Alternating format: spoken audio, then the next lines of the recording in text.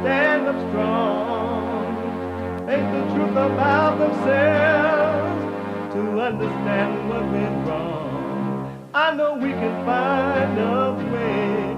I know we can find a way. I know we can find a way to stand up, stand up, stand up. And throughout the world today.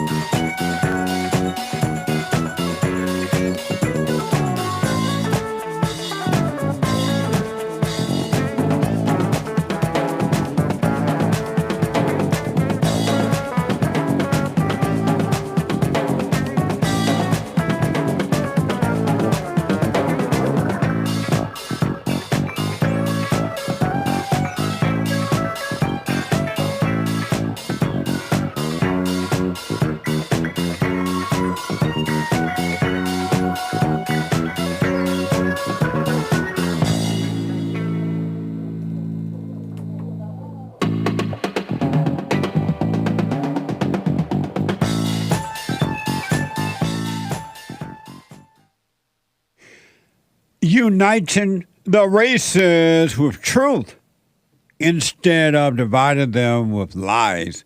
We're also rebuilding the family by rebuilding the man. I am Jesse Lee Peterson. Good morning. Hi, y'all. Thank you so much for being with me. You can get involved by calling 888-77-53-773. That's 888-77-JESSE. Jesse. Jesse. The biblical question for this week is a doozy. The biblical question: are you in control of your life? Are you in control of your life? We have every way that you can watch and support the show listed on jesseleepeterson.com/show. jesseleepeterson.com/show. And if you're out and about today, anywhere in the world, you can podcast the show, but let's say you're busy right now. You're at the gym, you're making breakfast, lunch, and dinner, you're arguing with somebody, and somebody's arguing with you, and you just can't sit and watch the show. Call the number 641-793-1500. 641-793-1500. And you can listen to the show on your iPhone or iPad. Isn't that amazing? That's amazing. And don't forget to follow us, JLP Talk on Twitter. JLP Talk on Twitter, Jesse Lee Peterson on Instagram, rumble.com/Jesse Lee Peterson. You got to know how to rumble. And cozy.tv/JLP, where Christ is King. So happy Men's History Month. August is Men's History Month. And in the third hour today, every Wednesday, it is Manhood Hour, the third hour of the show. So Manhood Hour is coming up in the third hour. I want to encourage you, do what you want, of course, but you got to take control of, you don't have to. You would love taking control of your own life if you should do it. You will not regret it, because there is a storm coming, and it ain't gonna be pretty, and you want to be ready for the storm.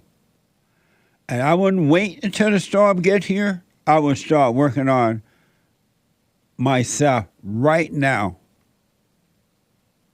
It's already raining, but there's a storm coming. And they're putting all the wrong people in the right places. They're putting all the demons in the right places to make sure the storm happens. To make sure it is happening. And the demons don't care what you think or say about it. And the demons have divided the people in order to conquer them. But if you are working on you within, there is a real you within your body. Not this fake you of emotions and thoughts and emotions and fear and all that. That's not you. There is a real you, though. And that real you lives in that private place where no one can touch. You want to start looking for that place so you can deal with the storm that is coming. You are your world. You want to live in your world, not in somebody else's world. Human beings are the world, not the planet itself. But you are. And in your world, it's up to you. You can have perfect peace. Or you can stay in this mad world within yourself and then outside yourself, inside of others, and be divided and conquered. Because that's what the devil wants. It's not from God. It's not because of racism or sexism or homophobism or Islamophobism or Allahu Abbaism or white supremacism or anti-Semitism. It's none of those things. It is pure hatred. Evil is pure evil. And it doesn't matter. Some people like to measure evil like, which is worse, this or that. Evil is evil. And there is no worse. It is evil. And anyone that has anger, you can mark it on your calendar. They are evil. Anyone that has anger is evil. Anyone that has anger has fear. And they can't even tell you what they are afraid of. They just know they have the fear. And they think the fear is theirs. It's in them, but it doesn't belong to them. Except they own it as theirs. In my country today, as they have successfully done in other parts of the world, and they're working desperately on the white world to divide and conquer it as well. There's nowhere to run, nowhere to hide. Either you overcome it within yourself and live, or you stay in it and be destroyed. It's up to you. The job has been done. The work is completed. Evil has been defeated. And a lot of people waiting for Jesus to return. They're waiting for revelation to happen, and it already has happened. It is done. It is inside of you. And it's for all who welcome it, who want it. It doesn't matter your so-called status in the world. It's up to you. You can play the game with the devil and call it racism. You can play the game with the devil and try to get you a little revenge. You can play the game with the devil and throw and gossip about others, try to hurt others. You have no love. You're deceiving yourself. You've been deceived. Mothers don't even love children. Finding a mother who loves the man's child or children is like finding a needle in a haystack. You cannot find one mother except the ones that are starting to overcome. But you can't find one mother, no matter what color, how rich or poor, or how she made you go to school or didn't make you go. You cannot find one mother that loves the man's children. There's no love. An angry person does not have love. They only have hate. And human nature is evil. But when you wake up to that, you see it in yourself, you're going to overcome it, and it won't bother you that it's inside of others. But they're working desperately in your world to destroy you, and outside of your world, inside of other people's world, to destroy you. They're fighting today like cats and dogs. They want to divide and conquer you. Every human being you know that has anger, that is their mission. Not just the government, the media, but everyone you know with anger. Their mission is to divide and conquer. You're seeing it in a big way in the government because it's on stream. You know, you see it on TV, you hear about it all day long. But the same thing happening in your world. It's no different. Situation might be a little different, but it's the same thing, same identical thing. There's no difference in the spirit that's driving the people to divide and conquer one another. Think about your mother, how she tried to divide you from your father, and in most cases did, in order to conquer. It wasn't because of love. It was and you took sides. It was to conquer, and you took sides when it had nothing to do with you. Amazing. And they're going after the great white hope, Donald Trump, like 90 going north. And as I've been saying since day one of him running for president and winning, the first time around, leave a little space there between all people now. And just watch as you're watching yourself. They want to divide and conquer. And they're putting all the wrong people in the right places to get it done. Let's say you doubt me. No, that ain't true, Jesse. Check with the abnormal countries, the non-white countries, and see who they used in order to divide and conquer those countries, to destroy them. Same thing happening here. Breitbart reported that on Monday, Fulton County DA Farina Fani Willis, she is funny too. She's evil. Fani Willis indicted Donald Trump and 18 lawyers' aides and supporters for their effort to challenge election results. It was the fourth indictment after a New York indictment, a federal indictment in Miami, and a federal indictment in Washington, D.C. I don't know what the outcome is going to be, of course, but I really want to encourage you to watch. Just watch. Watch both sides. And don't take sides. Watch sides, but don't take it. Have you ever looked at a movie, you sat back and watched an amazing movie, and you didn't take sides, you just watched it?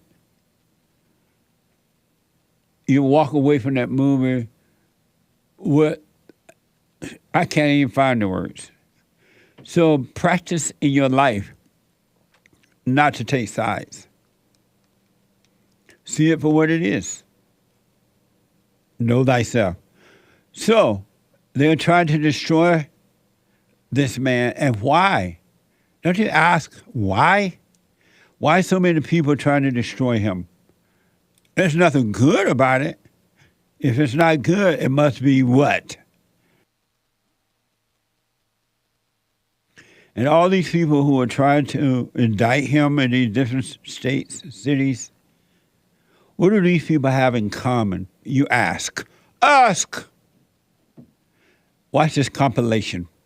A Fulton County grand jury returned a true bill of indictment, charging 19 individuals with violations of Georgia law arising from a criminal conspiracy.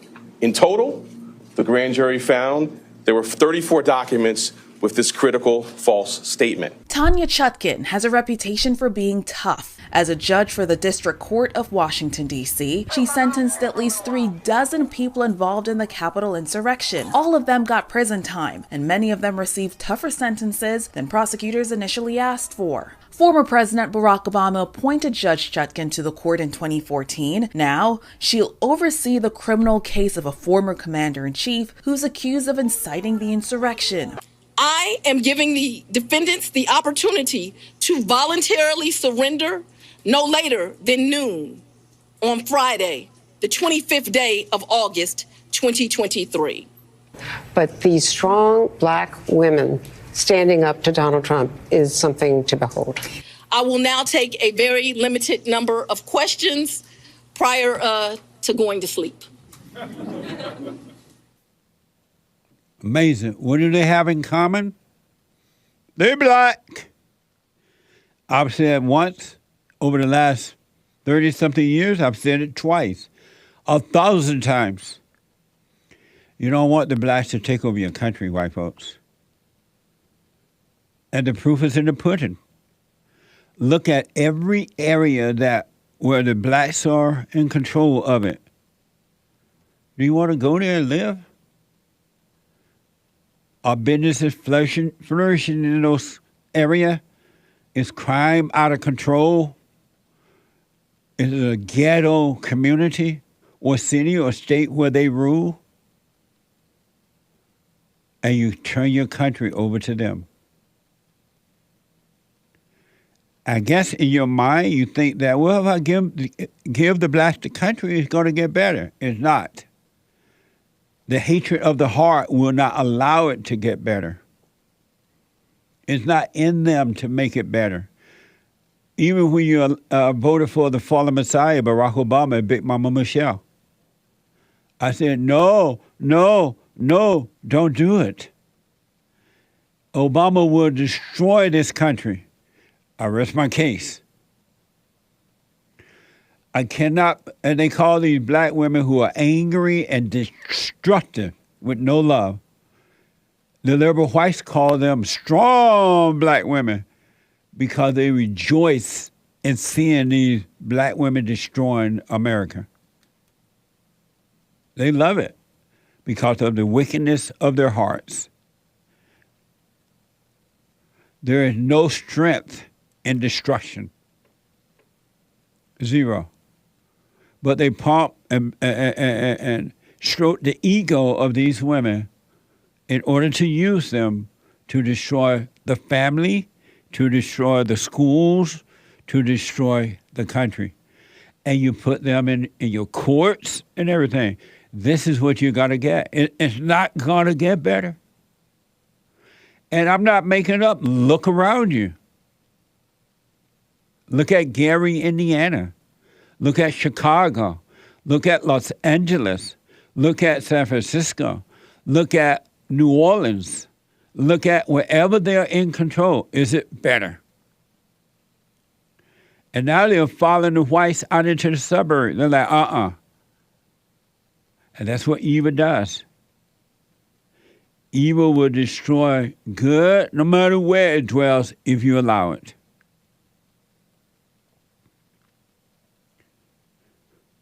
Look at all the people who they're putting in your courthouse and calling them judges. And they got there by way of affirmative action anyway. They were not qualified. They only got there because of their color.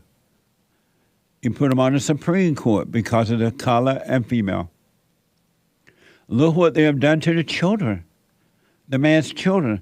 They're out robbing and stealing and jumping on police cars and running from cops and all kind of stuff.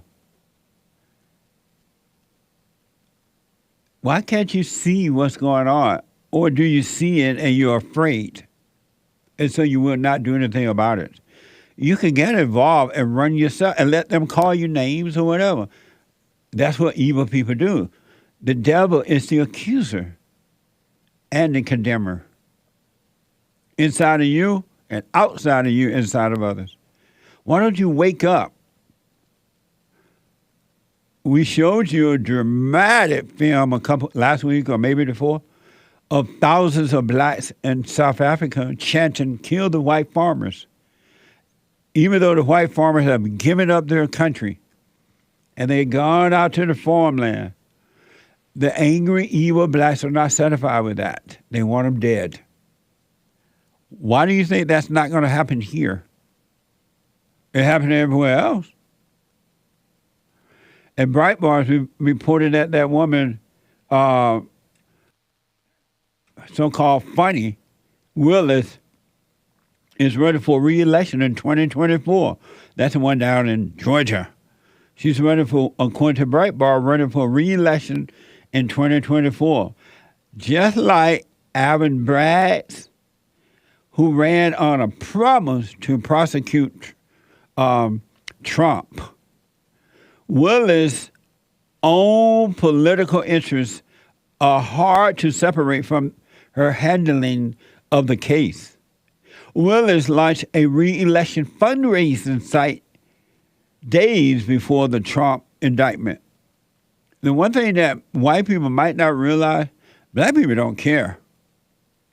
Y'all might be playing, the whites might be playing when they act like they don't care, but they really do care. But black people don't care. And not all, but most.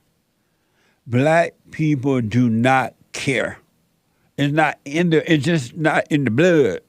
It's not in the blood, it's not in the heart, it's not in them. They have no belief in God, period. And that's why they're doing what they do.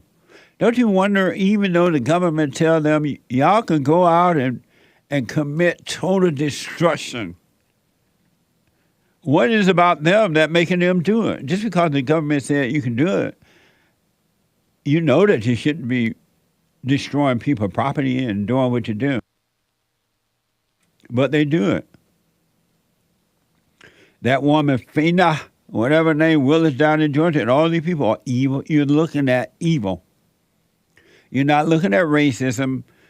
Funny, whatever her name is, Funky Willis, Funky Broadway, right?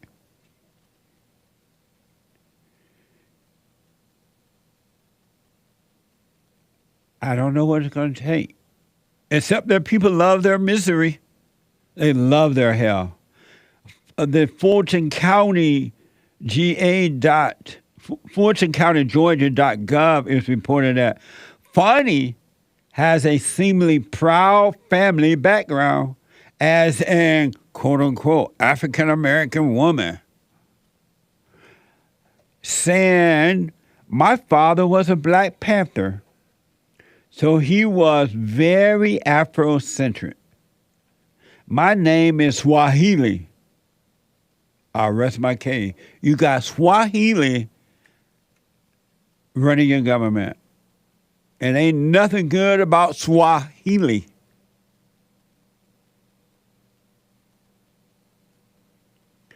May God have mercy upon my country. People who have anger are evil. They are murderers. Breitbart is reporting that, and I've said before, you've heard it said that there are rules for thee, but not for me, right? It's not for them. Everything they're accusing the Great White Hope of, they're doing it themselves. What the? And they don't care that you see it. They don't care that you know it. Because they know your hearts are wicked and you scared. I was just so scared. Breitbart reported that neither Stacey Abrams nor Hillary Clinton have been indicted for the same actions. Abrams claimed that her first race had been stolen and worked with Democrats across the country to change voter rules in advance of the 2020 election. Watch this compilation. I do have one very affirmative statement to make. We won. But I didn't lose. I got the votes. But we won't know exactly how many because of how they cheated. I did win my election. I just didn't get to have the job. We were robbed of an election. It was not a free and fair election. I think the election was stolen from the people of Georgia. I believe it was stolen from the voters. Thousands of Georgians had their voices stolen because they were not able to cast ballots, to the deep and real concerns of those who watched this election be stolen in the state of Georgia. You refused to concede and say that you lost. Do you stand by that decision today? Absolutely. So you don't feel that you lost fair and square? Russia, Putin, Russian, Russia, Putin, and Russia. One thing that Trump is fearful of when it comes to his being president is that finally we will see how illegitimate his victory actually was. Why do you think the president is going to such great lengths to essentially prove that he beat you? Because he knows he didn't. He knows he's an illegitimate president. He knows he's an illegitimate president. So of course he's obsessed with me. Amazing. None of those people are in court fighting to prevent going to jail. Why they can say it, but not the Great White Hope?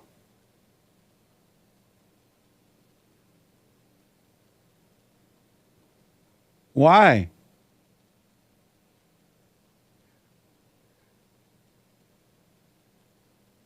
And you take sides. Amazing stuff in my country. I want my country back. It's not coming back. You might as well accept it and then work on you to overcome the fear. You don't have to live in fear on earth. If you have fear, it's because you're divided.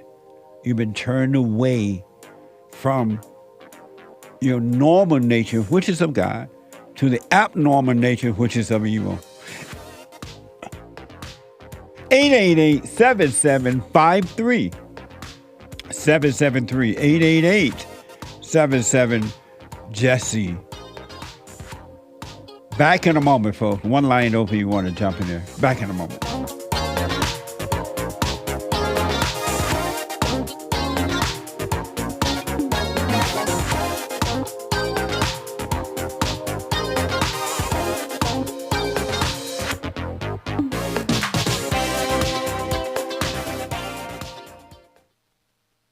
I have books that are amazing. I highly recommend you get them. 7 Guaranteed Steps to Spiritual, Family, and Financial Success Guide. Even if you're not starting a business, but you have a job, or you're on welfare, it can help you if you do Be doers of the word, all right? From rage to responsibility. From rage. That's what I write about in the first chapter, especially how I overcame. Scam. How the black leadership exploits black Americans. They are using them. And blacks are too willing to be used. And then my last book, The Antidote, Healing America from the Poison of Hate, Blame, and Victimhood. They are all amazing books, and they are helpful. Go to rebuildingtheman.com if you want an autographed copy, or call 800-411-2663.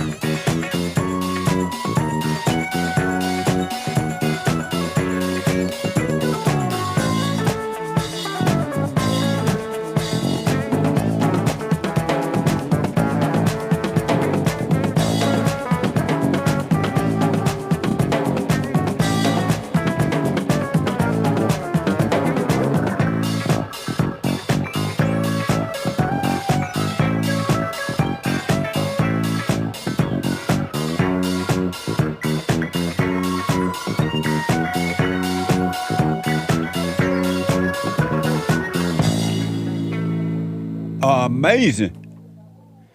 I want to encourage you, do what you want, of course. I would encourage you to stop speaking the language of the devil, of the liberals, of the Christians, of the devil. They cover up evil by giving it fancy names. They call evil depression. They call it racism. They call it white supremacism. They call it hating women, whatever they call that mess. Loneliness. They give it post PDS, whatever, right? Stop speaking the language of the devil, PTSD. Stop speaking the language of the devil. Call it what it is within yourself and in others. That way you can overcome the devil. But if you don't see it, that the battle is a battle between evil and good, well, the battle is really not against good, because good has already defeated it. But it's a spiritual battle. And if you cover it up with the language of the children of the lie, how would you see what's going on inside of you and overcome it? All you'll be doing is fighting one another. Two devils, bunch of devils fighting one another. Why don't you see it for what it is? The devil has already deceived you in thinking that he's you. And so you listen to the children of the devil outside of you, and they give you medication. And they said, this will help you with post-traumatic stress disorder. This will help you with whatever. And it only makes you worse, because they're trying to fight a spirit or spirits with medication. And that makes sense to you, huh? And you don't get better. You just get high or lose your energy. You can't function in life. You walk around like a zombie. And then if you miss one day of taking your medication, reality sets in. You're ready to jump off a bridge somewhere. Why not take control of your own life? We wrestle not against flesh and blood, but against spirits and principalities and wickedness in high places. It's inside of you, and it's outside of you, inside of others. We have a brand new episode of The Fallen State coming up this week, if the Lord is willing and the creek don't rise, this Friday. I had an amazing conversation with Jake Julius from Rattlesnake TV. Rattlesnake TV. He is an Australian YouTuber, content creator, and mentor. Watch this. Next time on The Fallen State. Are you a beta or alpha? Someday I hope to be an alpha giga chad like you, Jesse. Right on. Do you tell the girl how the cow ate the cabbage? I didn't tell the cow how to eat the cabbage. And then before I knew it, she was out 4 times a week, putting things up her nose. You are the enemy of your mother. I don't feel any resentment towards her. Stay in your hell and suffer until you're ready to see it. We all struggle with the anxiety of the future and with the depression of the past. If you stay present where God is, life will be amazing. That's this Friday at 12 p.m. Pacific time. Amazing. And don't forget, YouTube won't let us do the super chat things and all that. But you can go to cash.app/bondjlp, cash.app/bondjlp, and to get your super chats read out loud.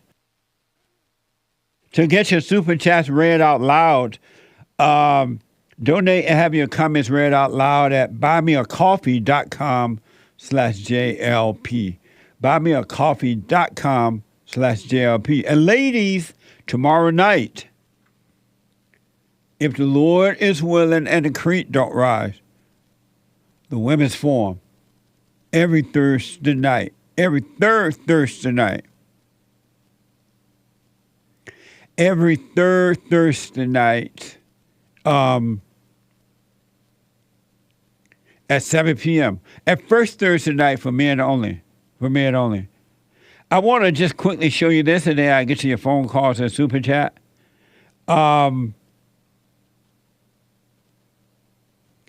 This is an example of celebrating evil. I really, really want you to know, folks, when you wake up, you'll see it for yourself. You can believe me intellectually for now. That's a start.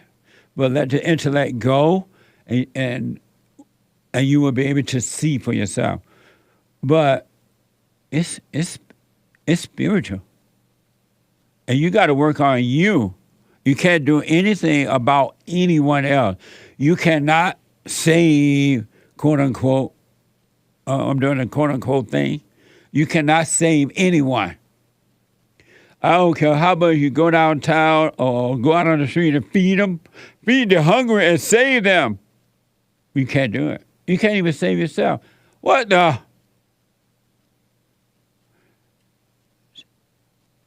Celebrating evil. Amazing, huh? This is from The Hill. So-called former First Lady and Secretary of State, they didn't say so-called, I said it. Secretary of State Clinton said the indictment handed to former President Trump this year is evidence of the American justice system at work. Watch this from MSNBC. Fancy meeting you here. Oh, I It's really can't nice having you believe here. this. Yeah. This is not the circumstances in which I expected to be talking to you. Nor me, Rachel. It's always good to talk to you, but honestly, I didn't think that it would be under these circumstances. Yet another set of indictments. What do you think about how we get better after the wounds that have been inflicted on us through this process? Well, I think, the truth matters. I think having these cases be brought in such professional manners, we'll see how they unfold. Obviously, the trials, if there are trials, are going to be critically important. But the deliberate effort to divide Americans, to lie to Americans about what was going on literally in front of their own eyes, what happened on January 6th, don't believe what you saw, believe what I tell you. Those are all the hallmarks of authoritarian, dictatorial kinds of leaders. So they brought Satan out of the gates of hell. Hillary Clinton is Satan. And exactly what she said about the Great White Hope and what she did.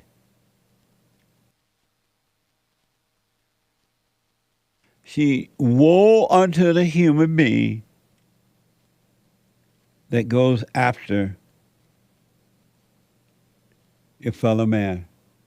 Hillary Clinton is wicked. You heard what she just said, right?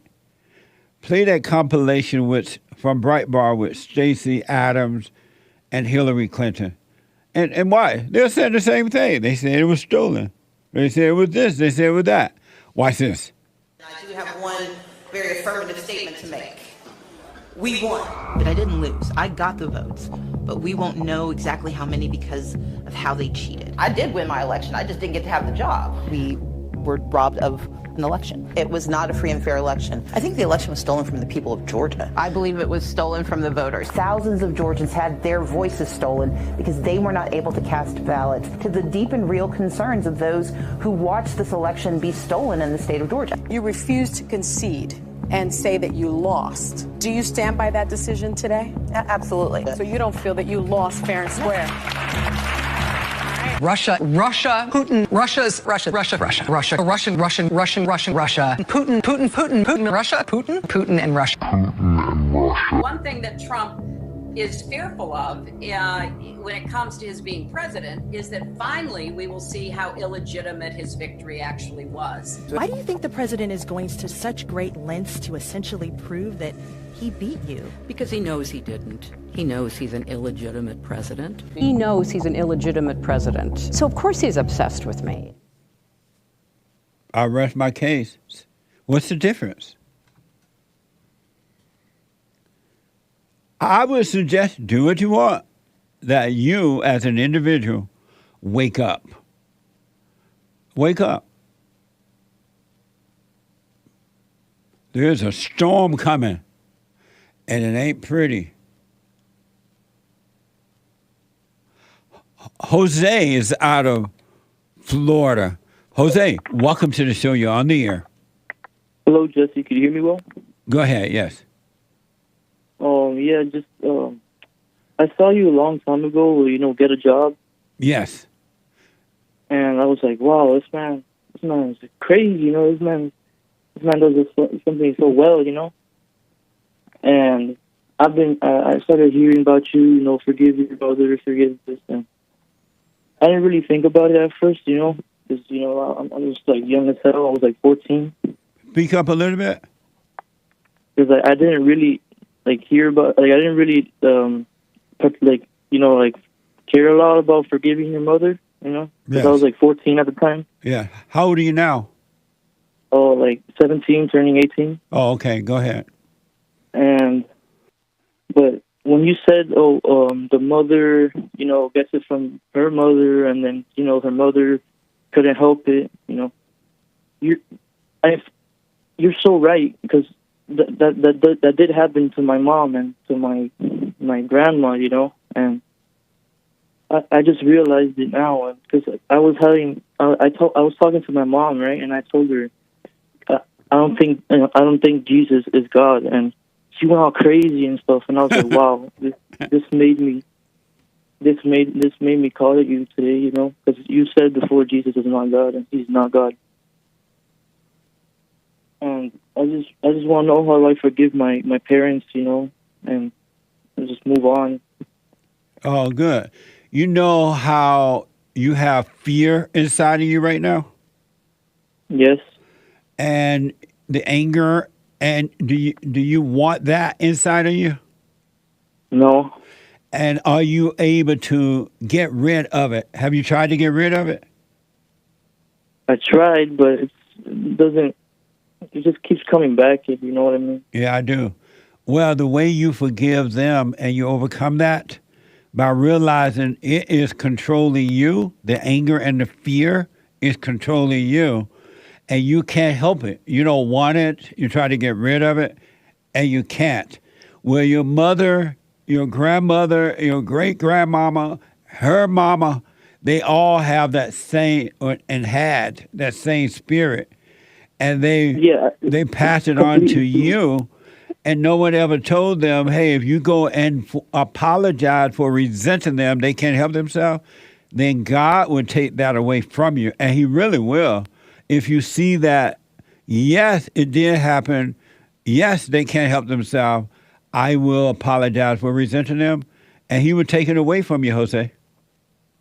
How do I like specifically go and tell my mom that, you know, I'm sorry for resenting you, or just like that? Just like that. I never thought about it that way. Yeah, just like that. And if she apologized, that's fine. If she doesn't, it's fine. If she start bitching, that's fine. If she doesn't, that's fine. If she start crying, or she say, your daddy, or I need to forgive you, whatever she does is on her. It has nothing to do with you. You forgive her by apologizing for resenting her, and you'll walk away free. So I just told her, Mom, I'm sorry for resenting you, and you couldn't control it? Yes. Okay, this seems fair enough. And how, are you doing the silent prayer?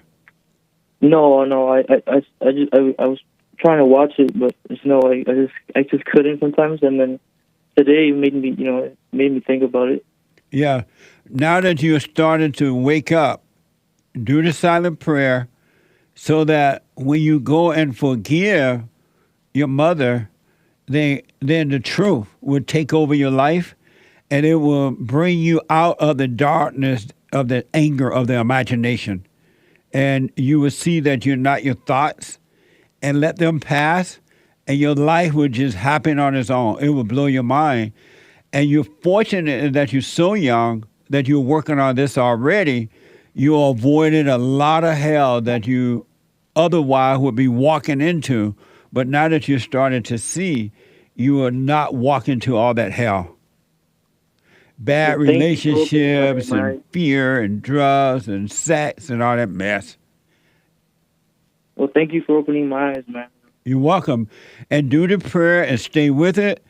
No matter how the imagination act up, it's going to have a fit because it doesn't want you to see that you're not your thought.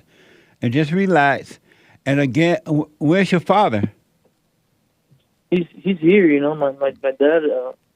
My dad's a really nice dad. You know, he tries to do his best with my mother, but you know, she's just over. You know how it is. The mother's always overprotective and stuff. So when you ask your father to help you deal with her, to tell her to back off, what does he say? No, he deals with her. You know, but sometimes he has night shifts, and you know, this happens and this happens. Oh, and he leave you alone with the devil. Well.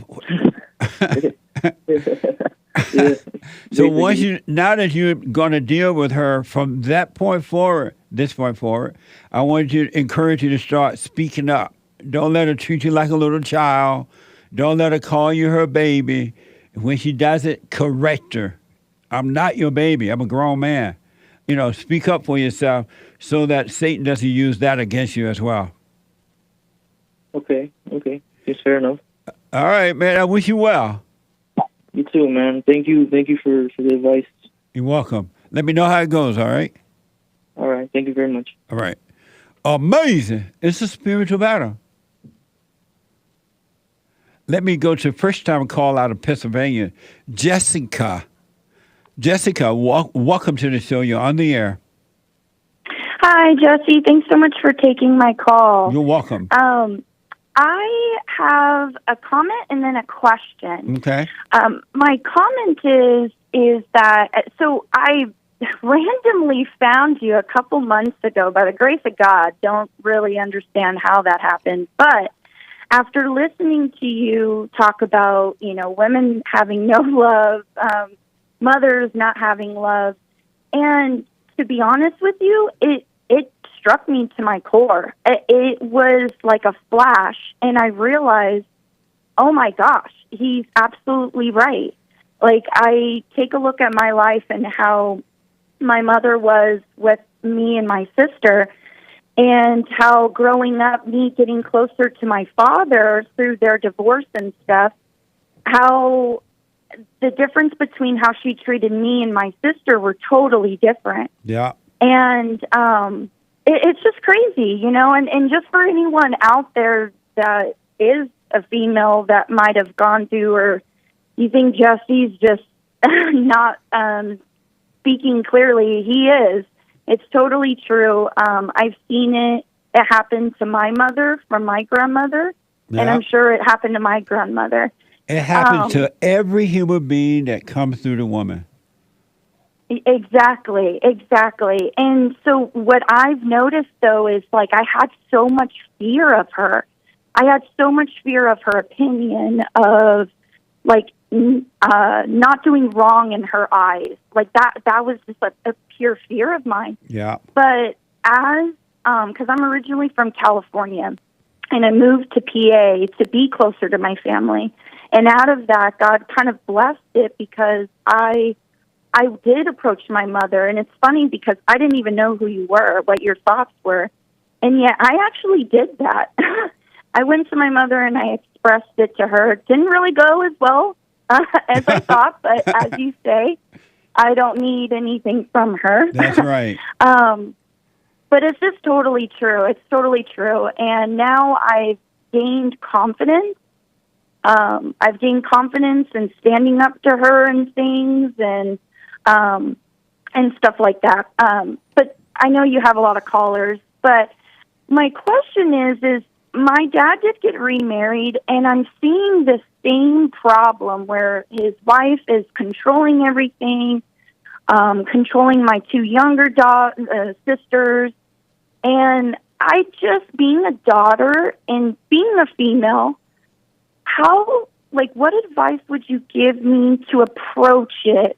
Because, men can be really stubborn, especially when it comes to daughters and fathers. And so I just want to know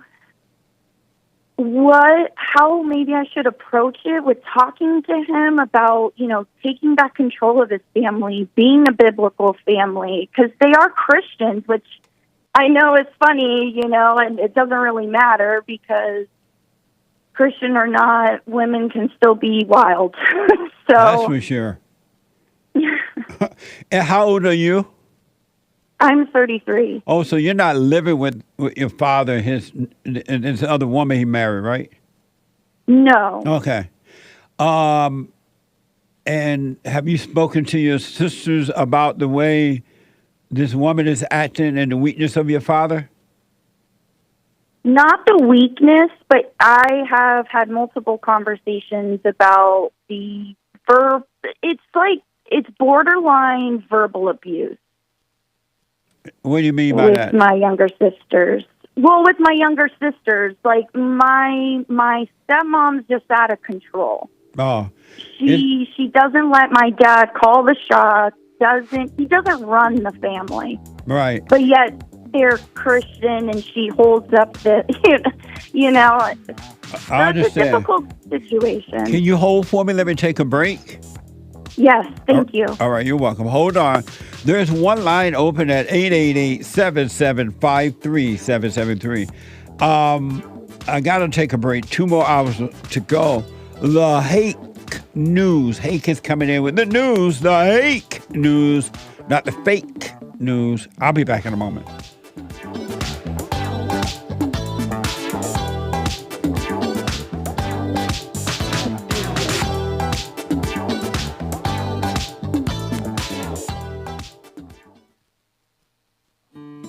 We have a counseling service, and I have to admit, thanks to God, it is the best counseling service on this side of heaven. I counsel with men and women, families, individuals around the world. Most people are unhappy, they're miserable, they have rough lives, they're depressed, suicidal, young and old, of all races. I understand, I know why, and I do understand it. Because exactly what's happening in me is happening with everybody outside of me, inside of them. And I've noticed that with those who really, really, really want to understand, they overcome it just like that, out of one counseling session. If you need counseling, you can go to rebuildingaman.com or call 800-411-2663. 800-411-BOND. Best counseling service on this side of heaven.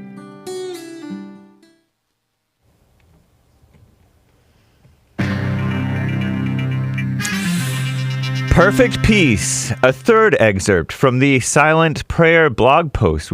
Hake has been reading them to you guys these end of first hours this week from rebuildingtheman.com/prayer. Many Christians do not believe that we can have perfect peace in this life. But Isaiah the prophet in the Bible said to God, "You will keep him in perfect peace whose mind is stayed on you because he trusts in you." It's in the Bible. It's a fact. Christ commanded us, "Take no thought for your life or about tomorrow, because each day has enough evil of its own. But seek ye first the kingdom of God," this is a quote of Jesus, "and his righteousness, and all these things shall be added unto you." Jesus said, "Do not worry." Yet today, Christians worry because they don't know any better. They excuse it, going on living in darkness just as the world does. But greater is he that is in you than he that is in the world. And that's in the Bible. 1 John 4 says, "There is no fear in love, but perfect love casteth out fear, because fear hath torment. He that feareth is not made perfect in love." We love him because he first loved us, this Bible passage continues. "If a man say, I love God, and hateth his brother, he is a liar. For he that loveth not his brother whom he hath seen, how can he love God whom he hath not seen? And this commandment have we from him, that he who loveth God love also his brother." That's the end of the quote. If you have anger, you don't have peace. You have fear, doubt, worry, insecurity, and are emotional. You can read more on the Bond webpage, rebuildingtheman.com/prayer. That is the Silent Prayer blog post. It's also on rebuildingtheman.substack.com. Bond has a Substack. You can support Bond there, too, in addition to rebuildingtheman.com, or either one. Anyway, this is the end of hour 1 of the Jesse Lee Peterson Show. It is Wednesday, August 16th, 2023 AD. Stay tuned for hour 2. Jesse Lee will be right back to your calls and more great stories. Manhood Hour is coming up in the third hour. Women's Forum is third Thursday of the month. That is tomorrow night, 7 p.m. at Bond in Los Angeles. Now is time, though, for Hake News, not fake news. Maui wildfires death toll continues to grow. Coming on Sense Network, CNN reports the death toll from the Maui wildfires has climbed to 106. And again, yesterday they said it could double from 99, right? So Hawaii's governor is warning that identifying all the victims will be difficult because they've been burned up, apparently. The bodies have, anyway. The identification is challenging and will likely take weeks because the remains are largely unrecognizable. Fingerprints are rarely being found. Probably have to go to dental records if they have them or something. Who knows? Lord, have mercy. Governor Josh Green said that on Tuesday. So far, I added in the dental records thing. So far, family members of missing people have provided 41 DNA samples, trying to see whether their loved ones are among the dead, according to county officials. As the search expands for more unaccounted people, so-called President Sleepy Joe Biden said Tuesday he will travel to Maui soon to visit the devastation and catch some rays, maybe. Quote, "I want to go and make sure we got everything they need," said Biden, adding that he wants to make sure his possible presidential visit would not impede recovery efforts. Isn't that nice? He's a thoughtful guy, right? Meanwhile, arresting our greatest law and order president, coming on Sense Network, CNN reports, former President Donald J. Trump, once a president, always a president, and his allies charged on Monday in the Georgia 2020 election subversion case until the end of next week. They have the end of next week to surrender for arrest. Trump is, you heard that earlier this hour, I think. Trump is expected to surrender at the Fulton County Jail, Atlanta area, right? Local sheriff said that on Tuesday. Remains unclear exactly when that will occur. Fulton County Sheriff Pat Labatt previously suggested he wants to treat the defendants charged in the election subversion case the same as any other defendant would be treated, he said. Or she said. Pat Labatt, I don't know. "Unless someone tells me differently, we will be following normal practices. Doesn't matter your status, we will have mugshots ready for you." Nice. I'm James Hake. Now back to JLP, Hour 2.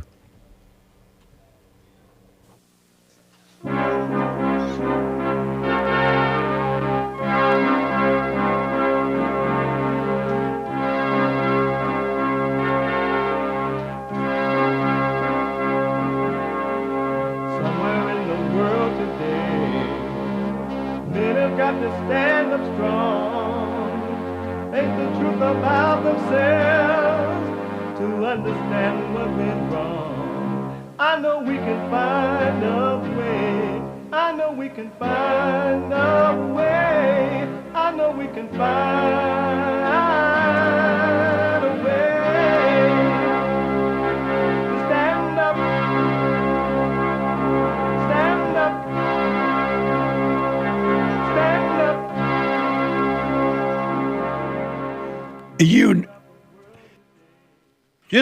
Uniting the races with truth. Instead of dividing them with lies, we're also rebuilding the family by rebuilding the man. I am Jesse Lee Peterson. Welcome to the second hour of the show today.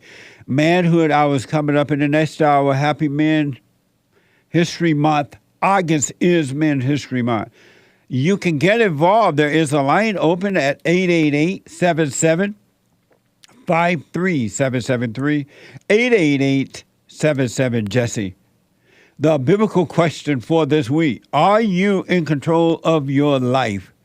Are you in control of your life? What an amazing question. We have every way that you can watch and support the show listed on jesseleepeterson.com/show. jesseleepeterson.com/show. And if you're out and about and busy, you can podcast the show later, but you want to listen while you're working out, whatever, land at the beach, anywhere in the world, you can listen to the show by calling the listen line at 641-793-1500, 641-793-1500. And don't forget to follow us, JLP Talk on Twitter, Jesse Lee Peterson on Instagram, cozy.tv, cozy.tv/JLP, and Rumble. You got to know how to rumble.com/Jesse Lee Peterson. I want to go quickly back to Jessica. I had to put on hold. We ran out of time there in the first hour. Jessica want to know how to deal with this situation. Her father married another woman. They have children. They're quote-unquote Christian. And the second wife, according to Jessica, is out of control in dealing with the children, no patient, carried on. And the same thing happened to Jessica, her sister, and her father did not protect them from their mother. Amazing. Hey, Jessica. Hi. So how old are your sisters with this new wife? So they're actually adopted. And at this point, they are now 19 and 15. So so do they complain to you about their mother? All the time. Oh, okay. I would recommend that you get with them and your father and ask your father, why is he allowing this to happen? He allowed it to happen with you and your mother and your sisters. Ask him, why is he allowing this woman to treat his children that way and not stopping her? And so that your sisters and you can hear what he has to say. And when I don't know what he's going to say, but whatever, you forgive him. And there's nothing else you can do about it but tell your sisters to forgive their mother and their father for what's happening. Okay. Yeah, I'll definitely do that. Yeah, you should have an honest conversation with your father and your sisters in private and hear what he has to say. And then they're old enough now to start speaking up. And they need to start speaking up but overcome the anger. Okay, perfect. Yeah, we're flying him out in September, so I'll definitely be planning on doing that. Yeah. I really appreciate you taking your time, and thank you for the great advice. So I'll keep you informed in what happens. Yeah, please do. And I want you to know this mother, all in the name of Jesus, may have a hissy fit, but if she does, you just look at her as though you're looking at a crazy movie and let her act out. It has nothing to do with you. Okay. Okay, great. Thank you so much, Jesse. I appreciate it. All right. I wish you well. Thank you. I wish you well as well. Thank you. Take care. God bless. God bless you. Amazing. 888-775-3773. It's a spiritual battle. It starts in the home with everybody and their mama. Let me go. There's a line open, 888-775-3773. Let me go to Michael, our first-time call out of Florida.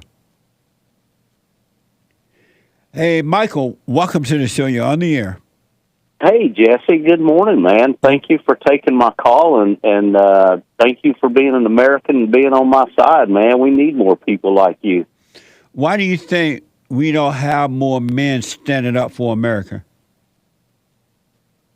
I personally believe that many years ago, when we used to hear the thing about spare the rod, spoil the child, I really think that lack of discipline in the home, like you talk about all the time, is and the lack of values, and I believe that is our problem, man. I never really let you, for example, the political issue. I woke up a few years ago. I got up one day and I never really followed politics, and now I feel like the whole world has just bumped their heads, man. What is going on? But I think, to your question, I think it's just a lack of home training, and that's my view on that.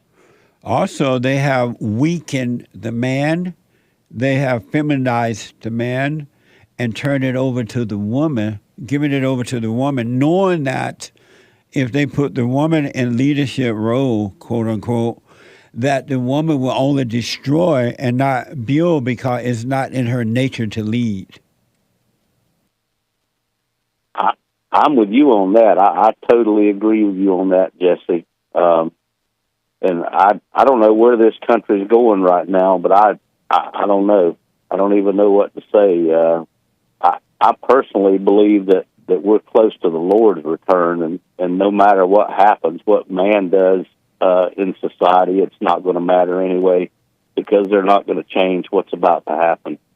When you say you believe the Lord is going to return, what does that mean?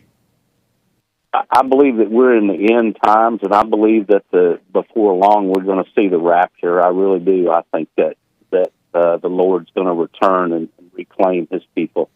And what is the rapture? Where the Lord takes His people to heaven, and I believe that that's going to occur before the tribulation. That's the way I believe. And how will He take them to heaven? In the blink of an eye. In the blinking of an eye? So He's just going to blink His eye, and all of a sudden... I can't say that for sure. I don't know what's on His mind, but the way I was always taught, and I was raised in a Christian home. Right. Now, I haven't been to church in way, way too many years, Jesse, and I hope I'm good enough to make the cut. But, as I was taught, it's going to be, no man's going to know, and it's going to happen instantaneously. Yeah. That's all I've got to go on. Do you believe that God judges us? Does He judge us? I believe He judges us based on whether we're sinners or not. I do believe that. And why do you believe that? That's what I was raised to believe, and that's what the Bible tells me. Have you examined that to see that maybe you've been lied to? That's a tough one. I don't even know how to answer that, Jesse. I see the evil that people do, and I see the evil in men and what's around us, and it makes me believe that what I was taught as a kid growing up in church, it leads me to believe that it's the right thing. I believe that it's the right belief. Do you see the evil in you? Absolutely. I pray every night that I can change my ways and that I'll make the cut. And how long you been praying for that? I pray every night, Jesse. For how many years have you been praying to change your ways? I have probably started praying nightly for the last 2 years, and then before that, I just didn't give a lot of thought to it. Oh, I see. And I'll tell you, it's one thing that has changed my view on it is because of what I'm seeing happen in our country today. The thing about men being women and women trying to be men, and the disrespect out in society and children and the killing and everything that's going on. That's what I think. And do you see some of those things happening in your family too? Not so much in my family. I'm divorced. I was divorced 5 years ago, and to be honest with you, it's the biggest mistake I ever made in my life was to leave my wife, because I had a really good woman. No such thing. Sir? No such thing as a good woman. No, okay. I'll have to take your word for it. I'll take your word for it. What made her? If she were good, why would you leave a good woman? Jesse, it was totally my fault. I thought that the grass was greener on the other side, and I cheated on her. I absolutely cheated on her, and it was 100% my fault. Amazing. So let me ask. You a Christian, right? I like to consider myself a Christian, but I know that I'm also a sinner. But yes, sir, I consider myself a Christian. And why is it possible that you're waiting on Jesus to return, and he already has returned? I don't know. I don't really know how to answer that. I apologize. No problem. And where is the kingdom of heaven? That's a good question. That's one I can't answer. And so you sit around waiting on something that has already happened. He's already returned. It's already been done. It's been completed. The kingdom of heaven is inside of you. And when you see that you have this anger and forgive at the blinking of an eye, your heart changes from hate to love, and you start to grow and live in that kingdom that's already done, and tribulation is already happening, and you can be safe right here on earth.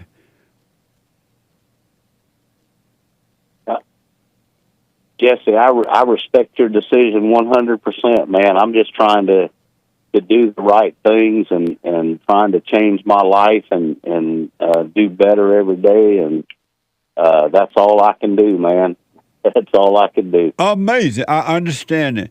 Well, we definitely need more men to stand up, because if men don't take the lead as they were ordained to do by God, there's no way things are going to get better on this earth. It's only going to get worse. Absolutely. I totally agree with you, man. And I hope that I can make the cut and make it into heaven and be sitting on a riverbank with you one day in heaven fishing, man. Amazing. I just started watching you a month ago. I saw you on another YouTuber's channel, another young man that had your videos, and it really was the way that you approach things is really top notch, and I enjoy it. And again, I'm glad that I say that you're on my side, and I'm glad for that. Right on. Keep up the good work, man. I will, Michael. Thank you so much. I do appreciate it. And call me again, all right? Yes, sir, Jesse. God bless you, man, and have a great day. You too, buddy. Thank you. Super chat. Super. Good morning, sir. Good morning.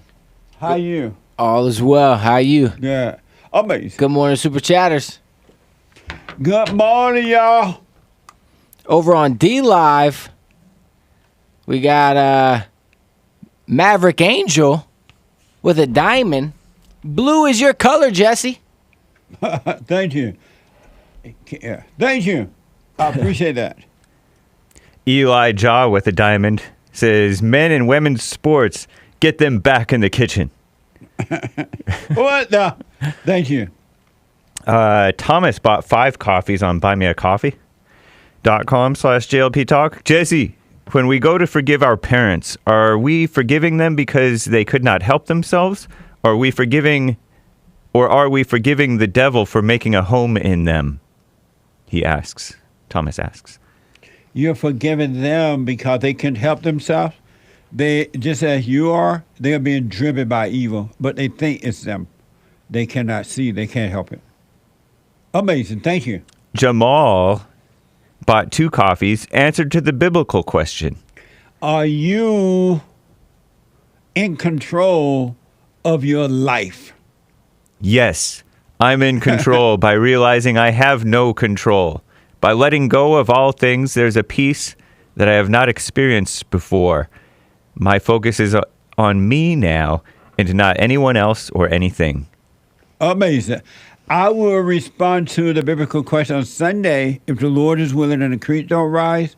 Thank you for responding to it. Thank you for the Bobby and coffee. Chill and Lean bought a coffee. Jesse, how do you differentiate between a practical thought and a thought from the devil? As an example, I consciously start thinking on a biblical question, but there are so many thoughts in there that I don't always know which is which. A practical thought is you got to be at work at 9. So you get ready for to go to work, be there on time. Or you want chicken for dinner. You go buy some chicken and you cook the chicken. Those are just tools. You don't live by them. Once the meal is over, you don't have to think about the meal anymore unless you use the food to escape it or just so good. And all those other thoughts that comes up, the ones that think about the past or the future and the ones that have fear and anger and all that, you let all that mess pass. The one that try to make you judge yourself and others, you let all those things pass, and you'll be fine. All right? Amazing. Thank you. Soul Conscious bought 5 coffees. Jesse, my answer to the biblical question. Are you in control of your life? No, I am not in control of my life. My way didn't work out in the fallen state. It's really best to live without thinking and let the Spirit guide, he says. Amazing. I will put my 2 cents in on Sunday. Thank you for the coffee, right? Yep. And 5 coffees. And coffees. And thank you for responding to the question. I guess I assume Soul Conscious is a he. You assume. Right. Never assume. Whoa. What? Nothing. What? Moving on. Santino Robles bought a coffee. I was addicted to the hokey pokey, but I turned myself around. Amazing. Thank you. That's what it's all about. You remember that song? Indeed. Yeah. Nice. Maverick Angel bought a diamond on D Live. God, we need you now. If ever we needed you, Lord, we need you now. Cactus Eater Thank Bear. you. Cactus Eater Bear with a diamond. Men's History Month needs a JLP jingle like July, White History Month. Amazing. That's a good idea. Hassan? Joel and I need to collab. That's right. Volunteered. That's right. Nick on the music. Amazing. The Nate Higgers donated a diamond. Women should only compete in competitive cooking, he says. I'm assuming that he's a he. Thank you. Amazing. And thank you guys. I do believe that's all for now. Thank you all. Oh, one more from Mav Angel about 5 coffees. My bag. God first, America first. Amazing. Amazing. America first. Thank you. I appreciate it. There is a survey out on Fox. This is from Fox. A survey finds that 12th grade boys are becoming more conservative as girls trends overwhelmingly liberal. Wow. The 12th grade boys, according to Fox, are becoming more conservative. Girls trend overwhelmingly liberal. You know why that is? Number one, the girls are not close to their fathers, and they're not they've been lied to in school about this so-called women lib and women right crap, and that they're better than the men, and the men can't guide them, so they're going liberal. In the good old days, girls were more conservative than liberal, because they had the example of the father in the home. And that was being taught in schools as well. What a mess, huh? Before I get back to the phone calls, I want to mention this, because the storm is coming, and it's going to be major. And if you doubt me, and I'm not trying to scare you, we're just so scared. I'm telling you what's going to happen, because the battle is evil. Evil is trying to destroy good. And in our country today, we have a major double standard. And that they're telling the blacks and the so-called people of color, who don't like the blacks anyway, the Mexicans, Hispanics don't like the blacks, the Chinese, nobody like the blacks. But they're telling them it's okay to attack the white man. And the blacks are doing it. Just like they've told them it's okay to go and rob a store. They do it, right? There's a double standard in America today, and it's not good. Blacks are allowed to be openly against race mixing.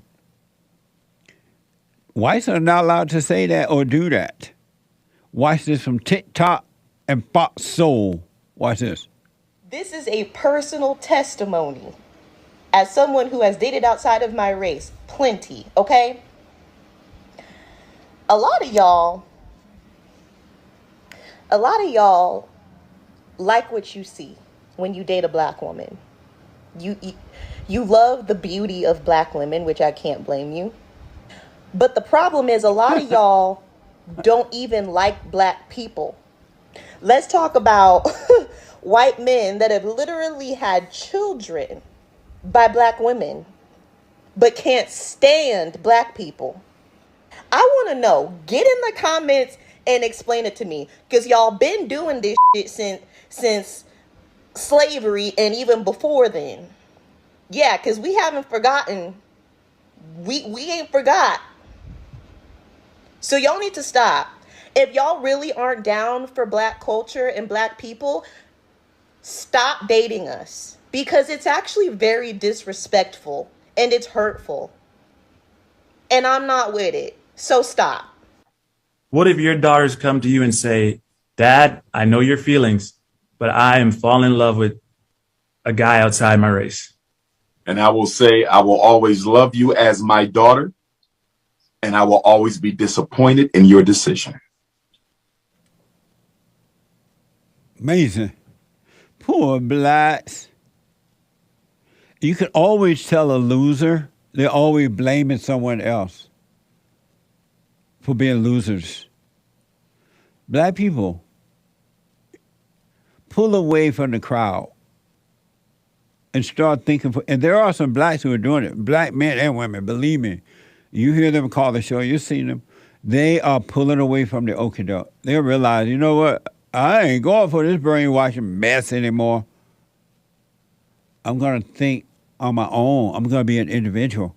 I'm going to treat people the way that I would like to be treated.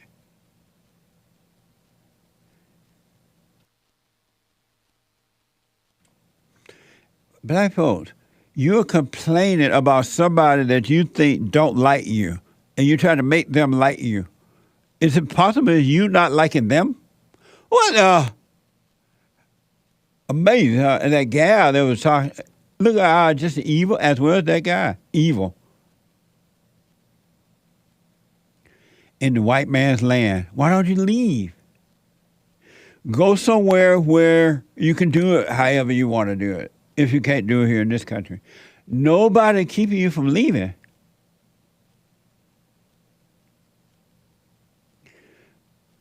black people in the good old days when boys were boys and men were men, even Jim Crow existed, quote unquote, black people were not thinking this way. They were not victims. They were not victims. They said, treat others the way you would like to be treated.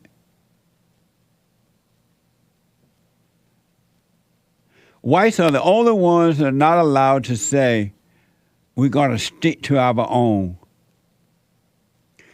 They are allowed to say it if they would just say it. All you do is say it. Say my name. Say his name, the blacks say about the thugs that get killed by the cops. Say his name. What the? White people just say it. I'm sticking to my own. And white men shouldn't be getting with the black women anyway because only thing that the black women do is torture them. The black women torture the black man, take his money and everything. It's hell for him.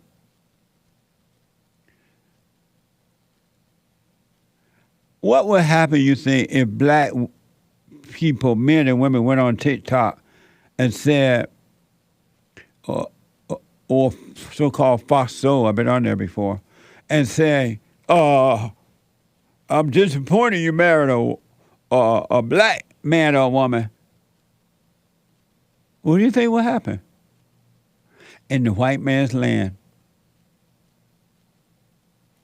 Talk about a double standard, if I ever see one.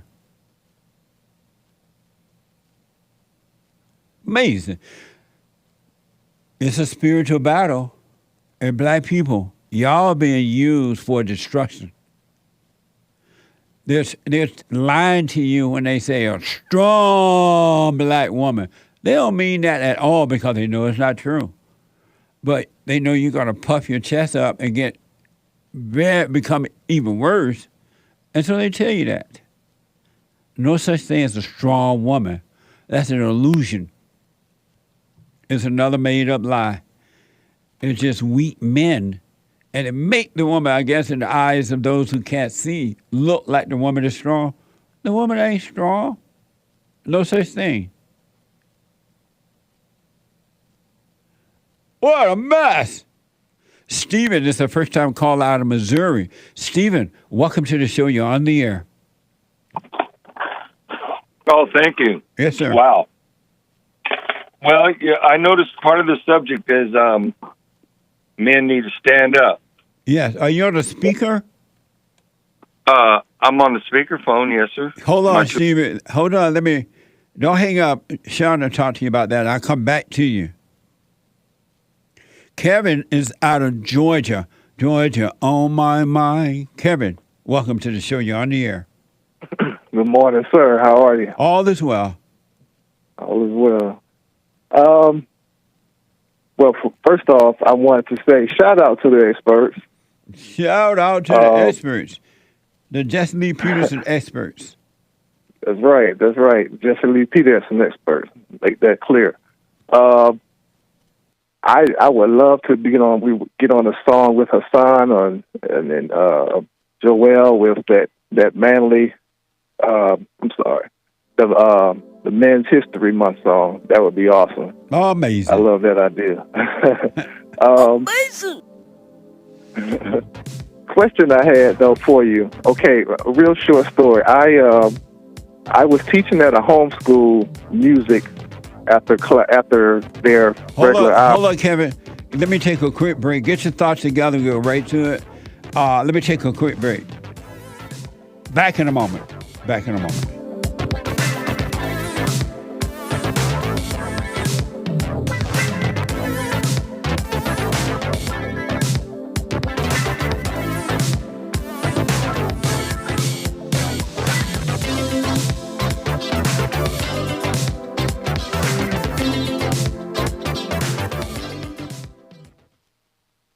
Now, I totally disagree with the way things are going, but you can't be angry because that's what the enemy wants. He wants to control you. They do things to make you mad so they can control you. It's like being married. And the wife would do things to make you mad, or she'll do things to make you feel good. And men do that to women too when they want something from the woman, especially sex. They'll make her feel good or they'll make her angry. And the woman's gonna have to say, you don't want to be angry. You want to speak up. You want to disagree with what's going on. It's wrong, but do not be angry. Then you won't have fear. You won't have doubt. You won't have worries. You'll be able to see, but you got to stay away from anger. That's why you must forgive your mothers and your fathers so that you can overcome the spirit of anger. It's a spirit and it's wicked. Nothing good in anger because it has no love, folks. You need love to defeat evil. And love is not a weakness. It's a strength. It's from God. It's His nature.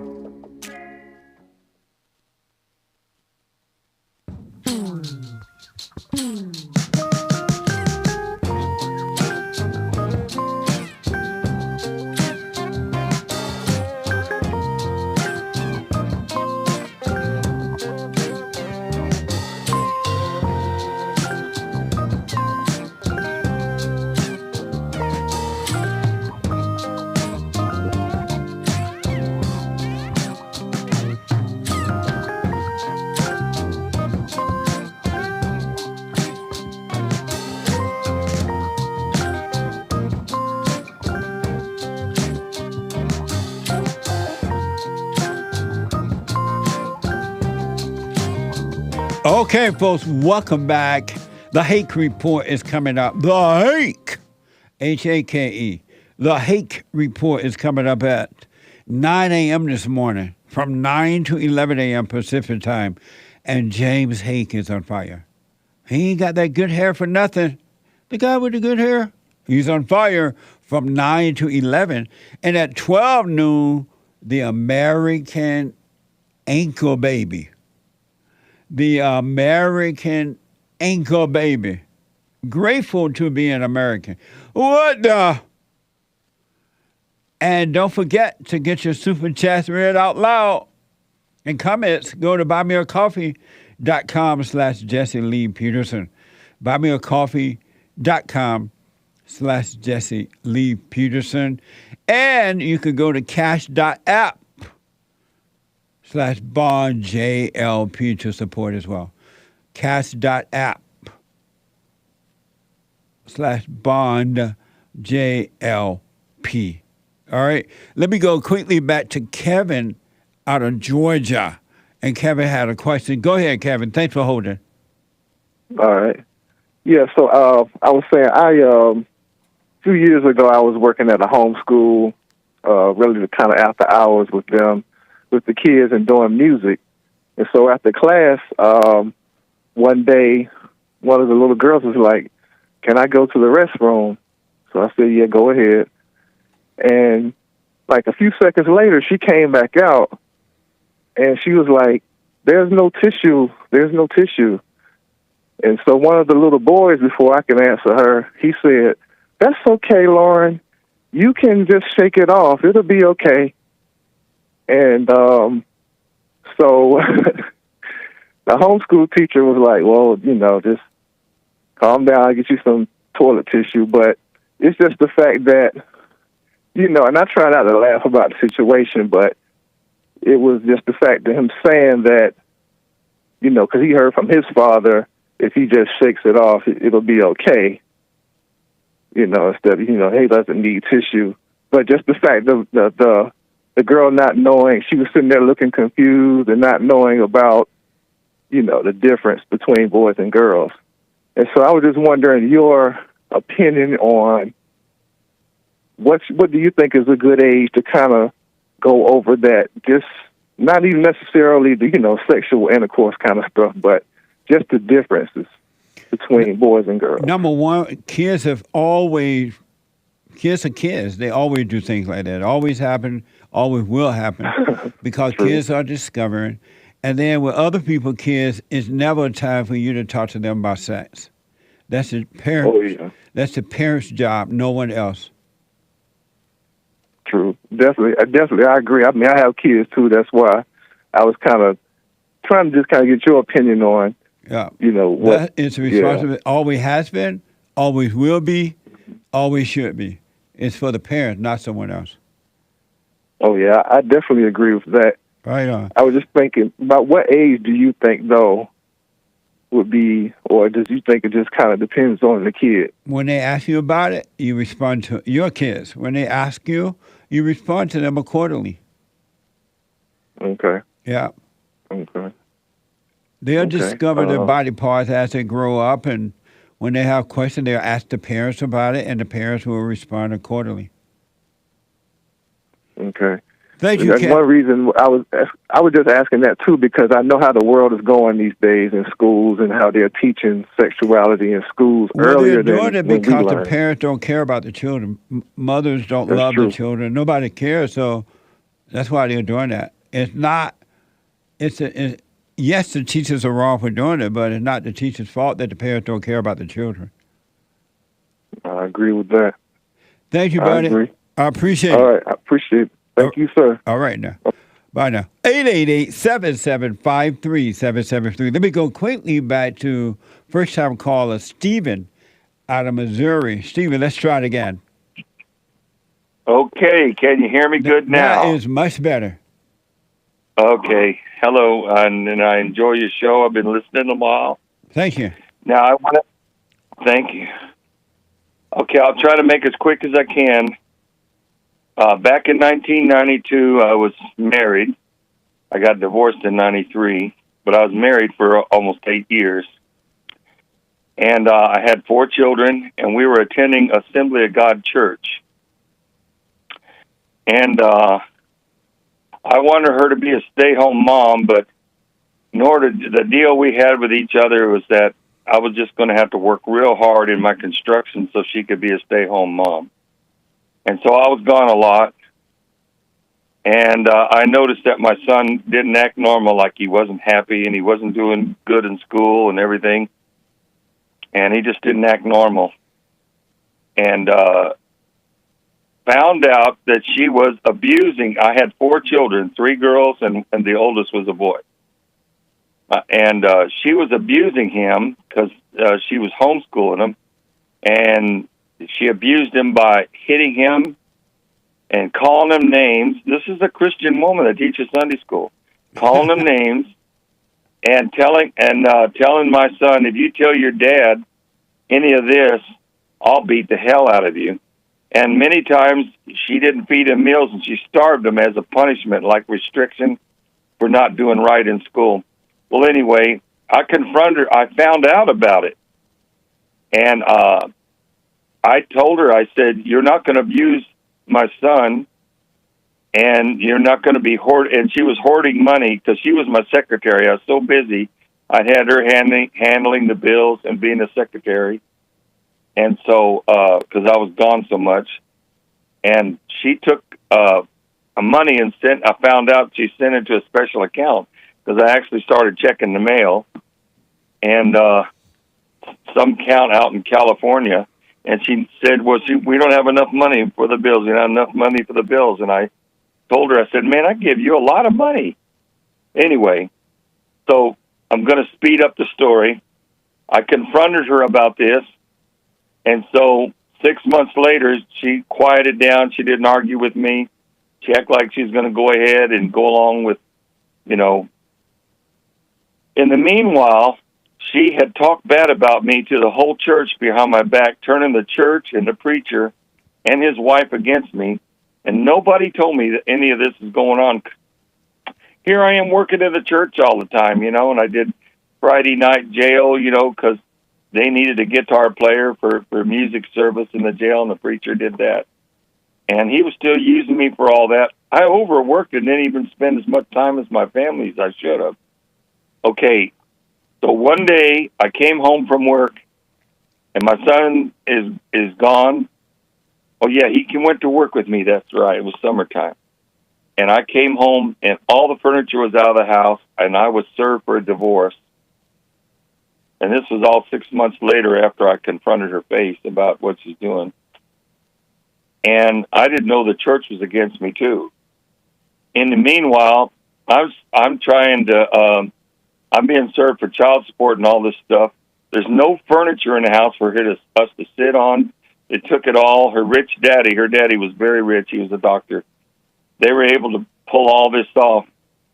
And I also found out that the house payments hadn't been made for a long time, and the bank was ready to take the house. So me and my son was close to being homeless. We were making payments on the house. I was buying a house.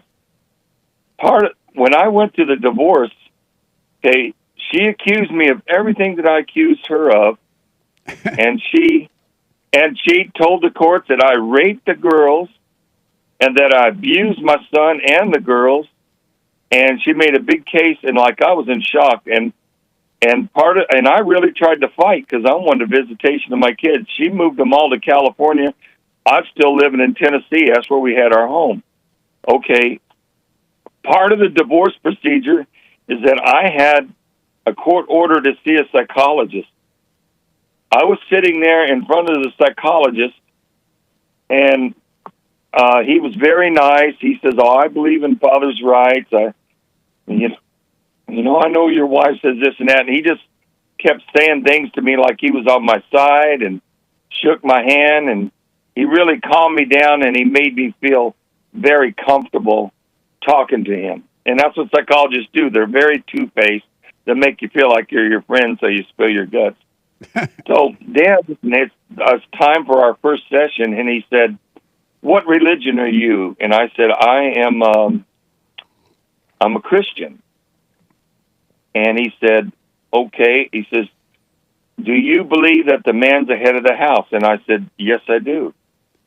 And he asked me all these questions. Okay, well, I can tell you a lot in the story, but not enough time. Yeah, make a long story short. Okay, when I finally had to go to court, and I was standing there before the judge, I never got to read the psychological report because it wasn't presented to the judge or to me until the day of the court. And it said in his psychological report that since I claimed that I'm a Christian and I said that I was the man of the house, I'm prone to be an abusive male chauvinist, which is harmful to children and women. And I tried to fight. In the meanwhile, 23, was it how many years later since 1993? Okay, I finally met up with one of my daughters because they've been brainwashed not to talk to me, my three daughters. My son came with me. And my daughter, she abused my oldest daughter so bad that she's now almost 40 years old and still has to see a psychologist and get Christian counseling because of all the names she called her effing whore and everything. And she even sent her kids to Christian school. She claims to be a Christian. Man, why am I telling you this? Because when you do try to fight against a woman, the system will do everything they can, and they will believe everything a woman says. Yeah. I never even had a chance to even speak in court. I'm done. Amazing. And your question for me is what? Well, okay, it really wasn't a question. It's just you were saying that men need to man up and stand up to women and everything. Yeah. But I'm telling you that if you really do nowadays, you could be in big trouble if she's a vicious person. Now, I will confess two things I'm going to confess to you today. That I went to the California schools and they taught men and everybody to be liberal, and I didn't realize it at the time. This is, I'm 70 years old now. And and I didn't realize it at the time that I was a feminist. And I let her have a lot of control. Yeah. And I paid dearly for that. And I'm telling all these men that are listening right now, the schools that brainwash you to think a certain way and to be feminist, let her be equal. Don't be a head of the house because that means you're a chauvinist. The women are equal. And did you know most of the preachers out there, they don't have the guts to say into the congregation, the man's the head of the house. Yeah. The preachers are afraid of women, man. Yeah. And I'm going to also confess. I told you I have two things to confess to you. One of them before I got married, I really prayed and prayed about this, and God told me not to marry her, and I confronted her. I remember I said, I told her one night, I said, God told me not to marry you. And I think it's pretty much the Lord said that. She jumped all over me. I don't believe that. You just, and so she jumped all over my case, telling me I was wrong, how awful hateful I am. And in the meanwhile, I gave in just like Adam did, because she put on a cryogag and everything. And I found out later, many years later, I figured it out, that she couldn't get along with her mother, and she couldn't get along with her boss at Montgomery Ward's. She had a job at Montgomery Ward's back then. She hated her lady boss, didn't like her mother, and she wanted to get out of the house, and she wanted to use me to help her get out of the house. Amazing. And so yeah, it's amazing. And this story I'm telling you is a story for many, many people. And I'm telling you, you go ahead. If God tells you not to do something or to do something, you better do it. You better do it, because the payment could be hell. And it's because God wants the best for us. Yeah. And when we go against him, it's not his fault. He's not punishing me. And I'm amazed.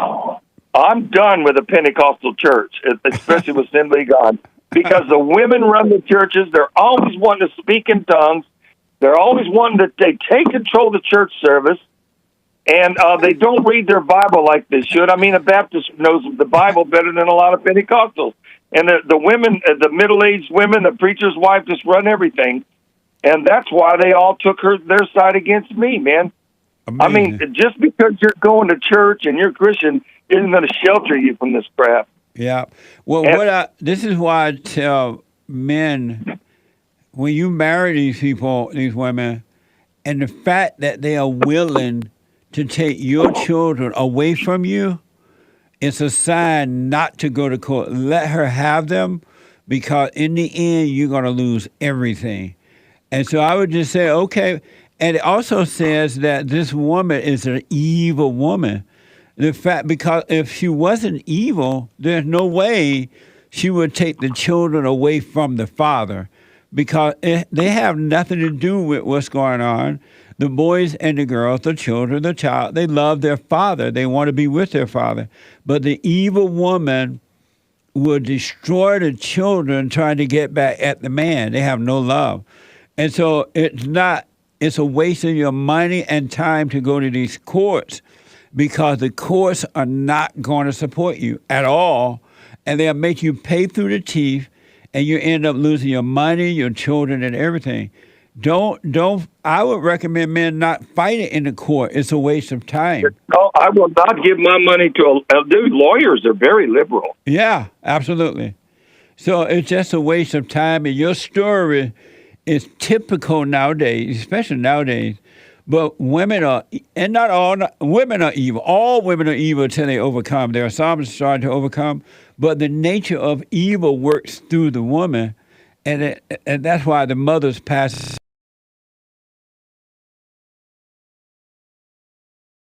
With evil in the courts, it's not on the side of men. The church, the feminism is alive and well in the churches. Yeah, and that's why the church are going to hell in a handbasket. Stephen, thank you, man. Your story is typical. It's amazing. And how's your son doing now? Well, he died about a year ago, and that's another story all in itself. But he went, I helped him go to college. I was ignorant about what's going on in this world. To college, he was a history major, and he got a job teaching at a museum for the U.S. Forest Service in Arkansas. They secretly turned him into a Freemason, and when you become a Freemason, you have to deny your family and only consider Masons your brotherhood. Amazing. And he denied me. He turned against me and he against Christianity and everything. And most of all your city workers, people that I've learned, this is from, I'm an old man now. I learned all this the hard way. I didn't read it on a YouTube. I learned this the hard way. So let me ask you, because of time. Most government workers are demon-possessed, Freemason, Satan worshipers. Amazing. Government employees. Stephen, let me ask you, so are you bitter from all what you've gone through? No, I'm not bitter. As a matter of fact, I felt, I saw a friend of mine, listen to this, my friend of mine, a lady friend of mine loves to research on the internet. I'm not very good on the internet. And she found a picture of my wife that was sending something to Facebook. I would have never found it. Some kind of a site. And she's standing there in Las Vegas, with a beer in one hand. She's an old lady now. She's got a beer in one hand and a bottle of whiskey in the other, which means she's probably chasing it down with a beer. And she looked terrible. And when I thought, man, what kind of a woman would be standing in the street like that for them to take her picture? And, of course, it wasn't public. It was sent to someone, but she retrieved the picture. And when I saw her like that, I felt sorry for her. And I thought, man, she has a lot to live with and doesn't want to confess to the children any kind of truth. As a matter of fact, my oldest daughter wanted to talk to me. All three of them wanted to see me because they really love me. But their mom will they won't call me or talk to me because their mom tells them, I was abused, and you're going to betray your mother if you talk to your dad. So out of respect of not betraying their mother so they won't be mad at them, they won't ever call me. Amazing. Well, in closing, give me just a quick yes or no. Are you angry about any of what you've gone through? I'm angry at the system and the government, but I really, no, not really, because I've been humbled in so many ways where the Lord has shown me that I was wrong about things. I should not have married her, so I was wrong about that. So I can't be, in order for me to be bitter, I have to be in denial that I'm guilty for anything. I'm guilty for a lot. That's right. Absolutely. You know what I mean? Stephen, thank you, man. It's amazing you saw this in this woman and you still married her, even after God told you not to marry her. So I'm glad you're not bitter about it, but you're learning from it, and all is well. I got to run, man. Call me again, all right? All right, bye. Okay. Amazing story. Typical nowadays. But guys, just know if the woman, when you first go on that first date, the first question is, will you obey me? If we ever got married. Don't go there expecting to marry, but if you got married, will you obey me? If she says no, get up and just leave. Okay, thank you. Bye. And don't look back. And then secondly, if you are married and this woman is so evil that she would destroy your children by taking them to court to try to take them from you and take your money, let her have them. Because she's already destroyed them. She has no love. 888-7753-773. 888-77-Jesse. Amazing story. I didn't mean to go that long, but it was an amazing story. One more hour to go. Hake is coming in with the Hake news, not the fake news, but the Hake news. Manhood Hour is coming up next. Your phone calls and super chats and everything. Back in a moment.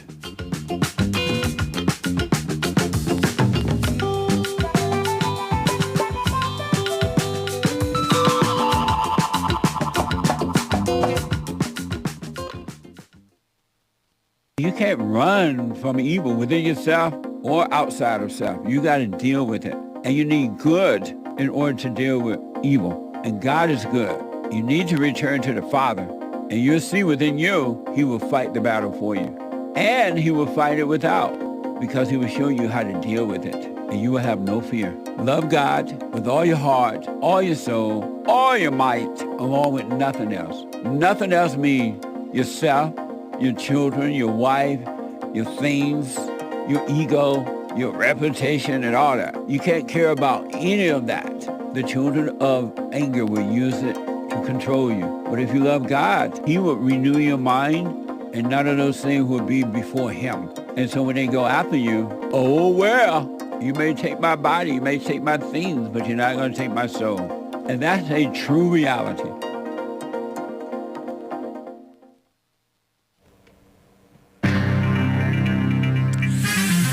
A whole lot of mess going on in the world, is it not?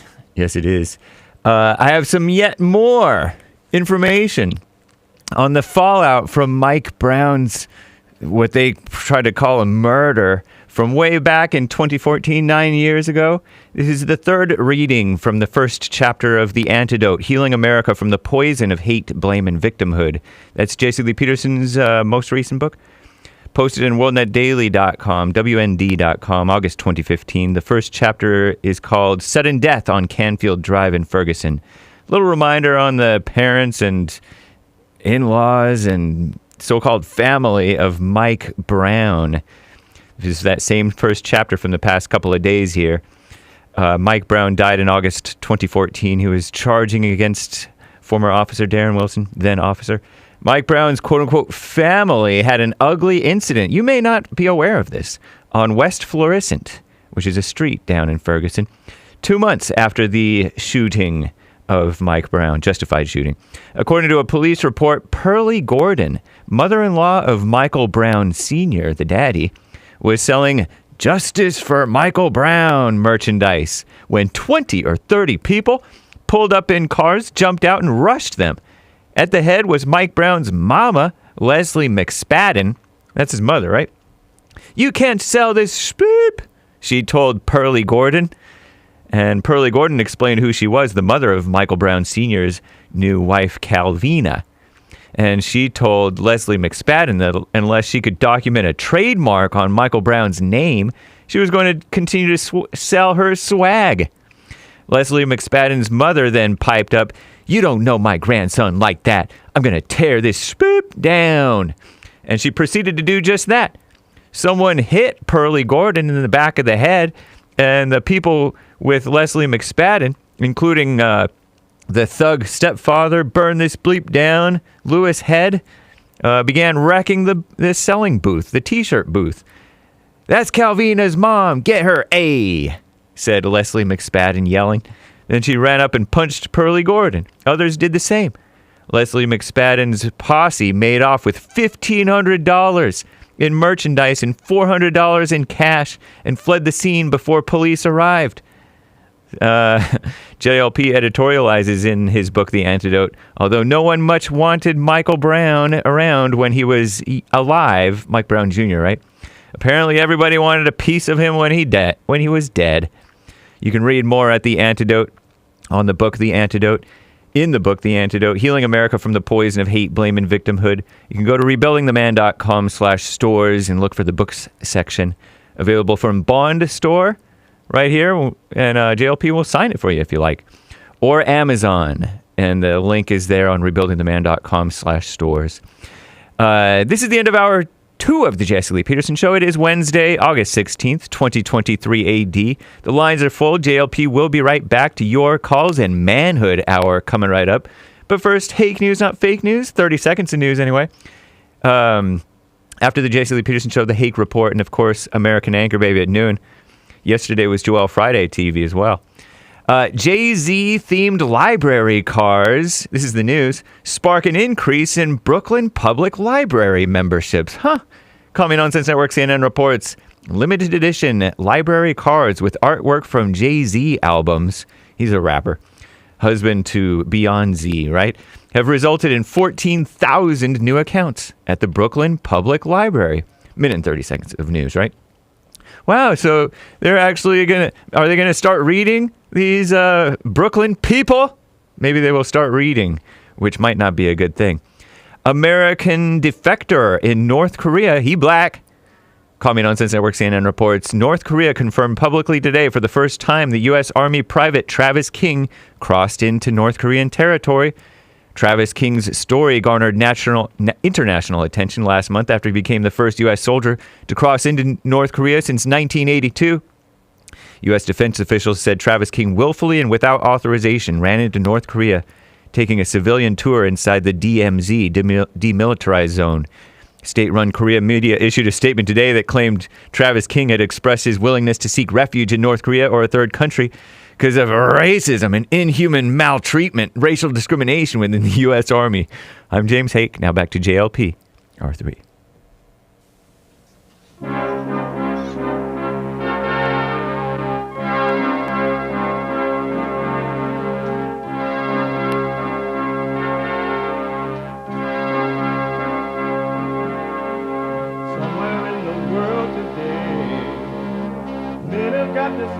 up strong. Face the truth about themselves to understand what went wrong. I know we can find a way. I know we can find a way. I know we can find a way to stand up, stand up, stand up.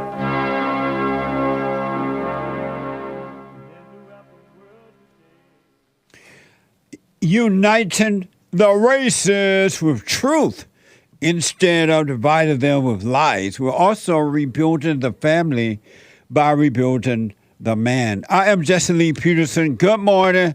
Welcome to the third hour of the show today. You can get involved by calling 888-7753-773, 888-77-JESSE, JESSE. My biblical question for this week. The biblical question, are you in control of your life? Are you in control of your life? An amazing question. We have every way that you can watch and support the show listed on JesseLeePeterson.com/show. JesseLeePeterson.com/show. And if you're out and about, busy, we are heard around the world Monday through Friday from 6 a.m. to 9 a.m. Pacific time, 9 to noon Eastern time, by everybody and their mama. So whatever you're doing, laying up at a beach or whatever, you can listen to the show on your iPhone or iPad by calling the listen line at 641-793-1500, 641-793-1500. And follow us on rumble.com/Jesse Lee Peterson, rumble.com/Jesse Lee Peterson, and cozy.tv/JLP. Like, follow, subscribe, ring the bell, and all those good things. So it is Wednesday. Happy Men's History Month. It's Wednesday. The last hour of the show for Wednesday is Manhood Hour. What is a man? What is a man? It's an adult human male. Manhood. Hillary or President Trump? I voted for Hillary Clinton. Beta male. A man is a male who turns to man. Alpha male. Live right, be right, and lead the way. When a woman go to court, don't waste your money in court. Wow, so we did a whole marriage and... Don't waste your money on a lawyer. Don't waste your money giving it to the court. and starting a family just to find out that it was all about money. And the fact that she's taking your child from you by going to court and getting support of the court. This is all I got. Don't take my baby, okay? You could be saving your money. I'm at $13,000 a month. What more do you want from me? And prepare yourself, turn it back to God, and just work on you. So when your daughter does return to you, you'll be ready to guide her in the right way. Work on yourself. Don't let anything or anyone, no one, I don't care who it is, be so important to you that you're willing to go through all that. It's all ego. It's not even love anyway, if you got to go through that. Remember in the Bible, it talked about cutting the baby in half, and someone said, no, I don't want to cut the baby in half. You can have it. Amazing, huh? It is a warfare between men like I've never been seen before, and it's been happening since Adam and Eve's days. When Adam listened to the woman, after she listened to the devil became her God. And that's what's driving her today, way back in the Garden of Eve until now. And when the man listened to the woman, she became his God. That's why every time the man listens to the woman today, he suffers. Even if it's his mama, he suffers. Men, it's Men History Month, Happy Men History. In order for you to be free, ain't no way out unless you return to the Father. Forgive your mothers for recreating you in her image, passing that spirit on to you, recreating you in her image, her mindset and emotions and doubts and fears and all that. And forgive your father for not protecting you from her. He couldn't help it either. He was married to mama or you made a baby with mama. And then but start with you. God in Christ, Christ in man, man over woman, and woman over children. You must be born of the Spirit. You are a spirit. You're not your body. You're not your thoughts. You're not the feelings. You are a spirit. And if ever the world needed the Spirit of God through the man, men are the light of the world, salt of the earth. When the man light goes out, it becomes dark. And that's what we have in our country today, darkness. And men, you're hated by your mama, your grandmama, every female and and female-minded men, because you represent God. And evil in them hate the image of God. But they dress it up with other things, and they call it everything but what it is. If ever there was a time for men to wake up, it's now. A storm is coming. And they got all this argument going on about men playing in women's sports, and the women don't want it. But yet, they're okay with the women playing in the men's sports. That's different, they say. It reminds me of the blacks attacking the whites and saying crazy thing about not marrying them and all that. But if the whites said it, it would be a different story. It's the same thing. It's the same spirit, different situation, but the same spirit. If the women can play in the men's sports, they should be able to play in women's sport with a dress on or not. They should be able to do it. What's the difference? Remember, they have attacked men over the years like so bad now the men are committing suicide and everything else. And the mothers are turning the children against the fathers like 90 going north because the mothers are evil. They have no love. They don't love the children and the father of the children. Not even themselves, to be honest. Remember when it is Men's History Month, so happy Men's History Month again. Remember we used to have men's clubs? They were everywhere. That is quickly fading away. I want you to watch this from Kino Library. Watch this.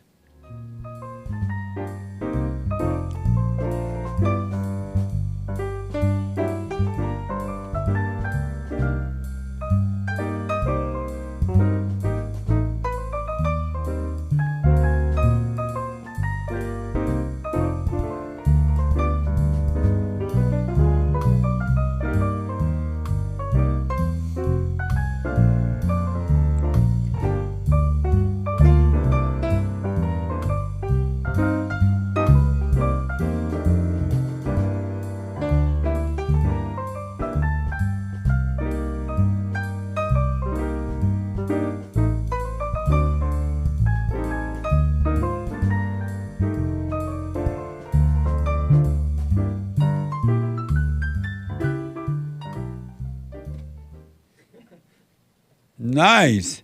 Remember those good old days? Millennials, y'all don't remember that, huh? I remember that. Thank God I got something to compare it to. That was a good old day, and the women became jealous of the men clubs and things. What y'all be talking about? Well, y'all, why can't we be a part of it? bitching and carrying on until they destroyed it.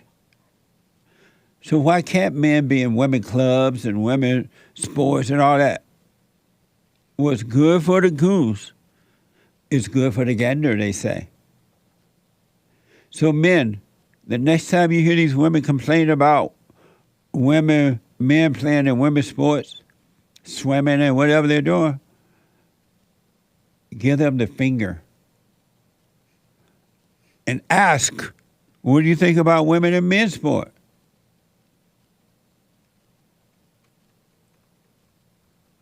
Really, have a conversation about that and see what they say.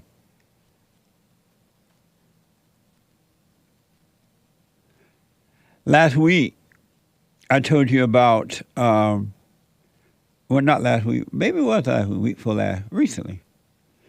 Oh, yeah, last week we told you about Ernest Hemingway. Well, according to the Chicago Tribune and Wikipedia, Ernest Hemingway wrote about Teddy Roosevelt. This is a mad history moment. Wrote about Teddy Roosevelt, a man he idolized as a boy growing up. Theodore Roosevelt Jr. served as the 26th President of the United States from 1901 to 1909. Roosevelt was a soldier or naturalist, historian, and writer who exercised regularly and took up boxing, tennis, hiking, rowing, and horseback riding. Watch this for biography. Theodore Roosevelt was a true American original. At age 42, he was the youngest man ever to become president, and with his youthful vigor and vision, transformed America from a fledgling industrial nation into a world power. Theodore, the second of 4 children, was named after his father, a wealthy and socially prominent glass importer. T.R. was profoundly influenced by his father, the best man I ever knew, as he said, the only human being to whom I ever told everything. In 1884, newly widowed Theodore Roosevelt left his daughter Alice in the care of his sister and went out west to become a rancher in Dakota Territory. He said it more than once, that had it not been for his years in North Dakota, he never would have become president of the United States. I owe more than I can ever express to the West, which of course means to the men and women of the West. Everybody worked, everybody was willing to help everybody else, and yet nobody asked any favors. He was able to make a name for himself, make an impression, and accomplish a great deal wherever he landed. He had a homely phrase that he repeated, and that was, do what you can with what you have where you are.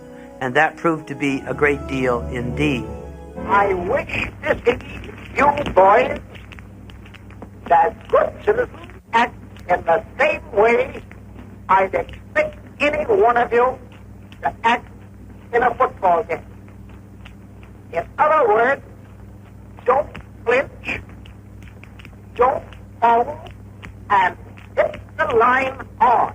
On October 14th, 1912, at the height of the Bull Moose campaign in Milwaukee, Wisconsin, Theodore Roosevelt was shot by a would-be assassin. The bullet passed through his coat and through a glasses case, which was metal-rimmed, and through a very thick folded speech, which slowed down the trajectory of the bullet. He was knocked down. He got up, coughed into his hand. No blood came up, so he figured he hadn't been hit in the lung. And so he went on to the hall and gave a speech for an hour and a half, then went to the hospital. One of the most important lessons to be learned by modern politicians from TR have to do with leadership and how you can use the power that you have to make things happen that you believe in. That's leadership, and we could do with more of it. That's for sure. From the good old days, when boys were boys and men were men. Amazing, right? Amazing. I have a quote from President Roosevelt that we have hanging here in my office, and someone sent me this plaque with this quote on it. And they sent it a while back too. It is amazing. My producer's here, Sean, and I want him to read this to you. I want to encourage you to listen with a conscious mind. It is really mind-blowing. Absolute mind-blowing. Here is Sean. Sean is my producer and one of the experts here on the Jesse Lee Peterson Show. Look at that. It's beautiful. Isn't that nice? It's very, very nice. Let me see it. And show it this way too. Nice. Amazing. So I'll read it. Yes.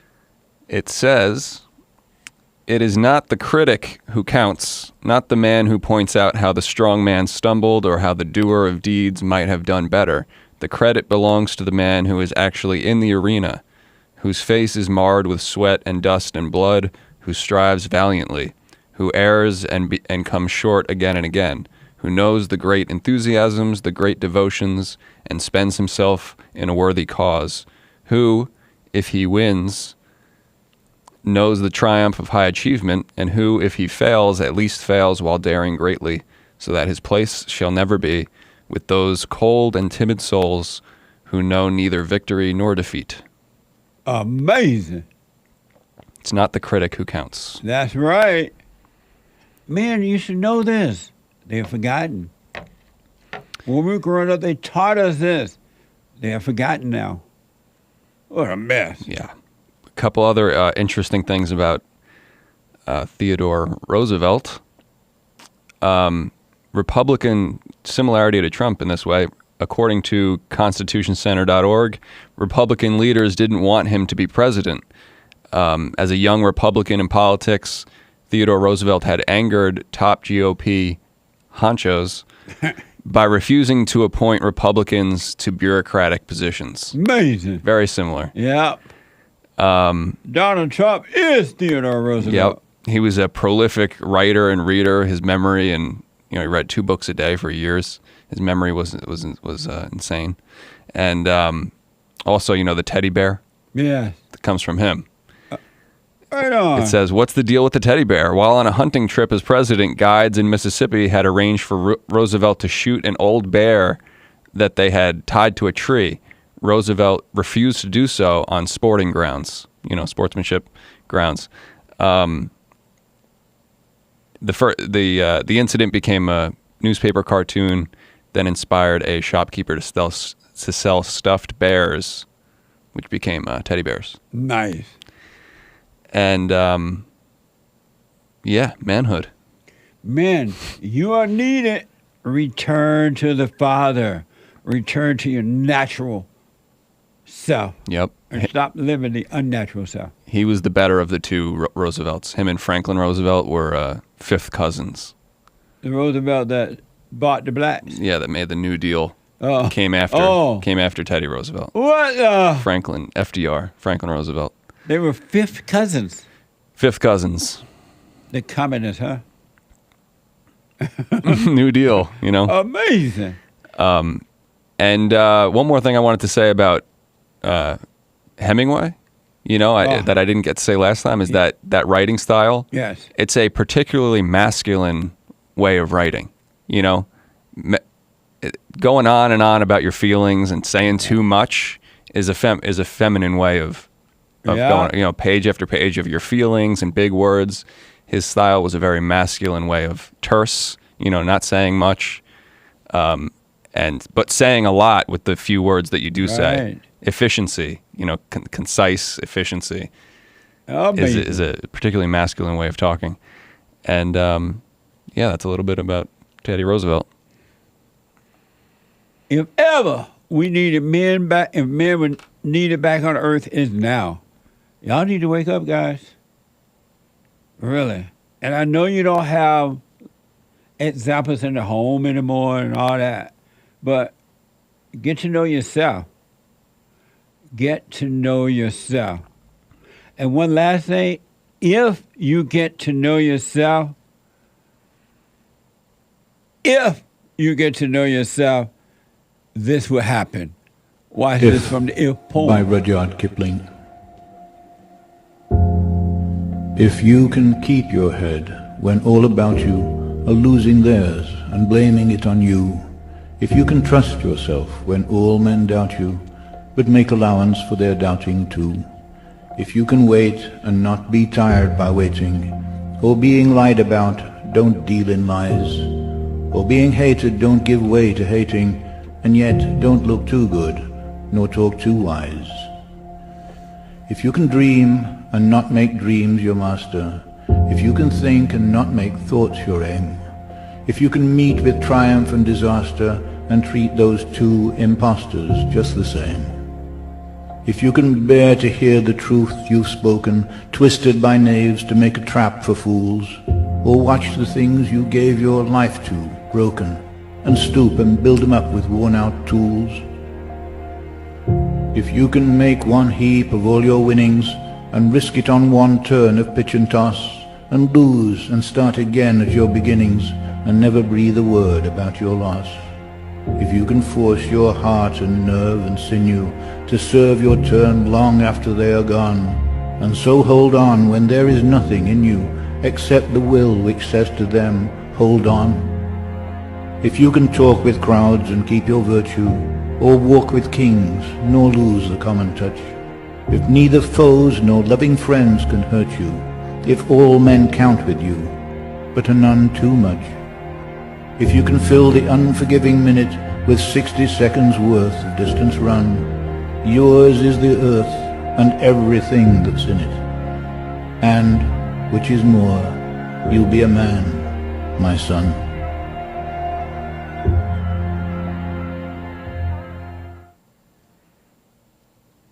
Amazing. Happy Men History Month. That's amazing. Doesn't get much better than that. I know. Wow. Yep. Well, I mean, what more can you say? I know. Things are only going to get worse if the men don't return to their natural state of being. Stop fighting one another. Help one another in the right way. Correct and lead and be the example. The women need you. The children need you. The earth needs you. What the? Amazing. Thank you, Sean. You're welcome. That was amazing. Let me go to Fritz out of Florida. Let's see here. Fritz, welcome to the show. You're on the air. Amazing. Hey, Jesse, how you guys doing? All is well, Fritz. That's good, man. Yeah, I just wanted to answer the biblical question right there. Are you in control of your life? Well, honestly, right now, I don't. It doesn't seem that way, honestly. But I guess it can get there. But right now, I don't see that I am in control. It doesn't seem that you are in control right now, but you believe that you can be in control of it eventually? Yeah, eventually, yeah. How? Yeah. I don't know. And that's what I'm struggling with. You're struggling with trying to figure out how to be in control of your life? Yeah, like, and other things, like things that I want to do, I don't know. Honestly, it's so crazy. I don't know what I want in life, and I don't know what I want to do.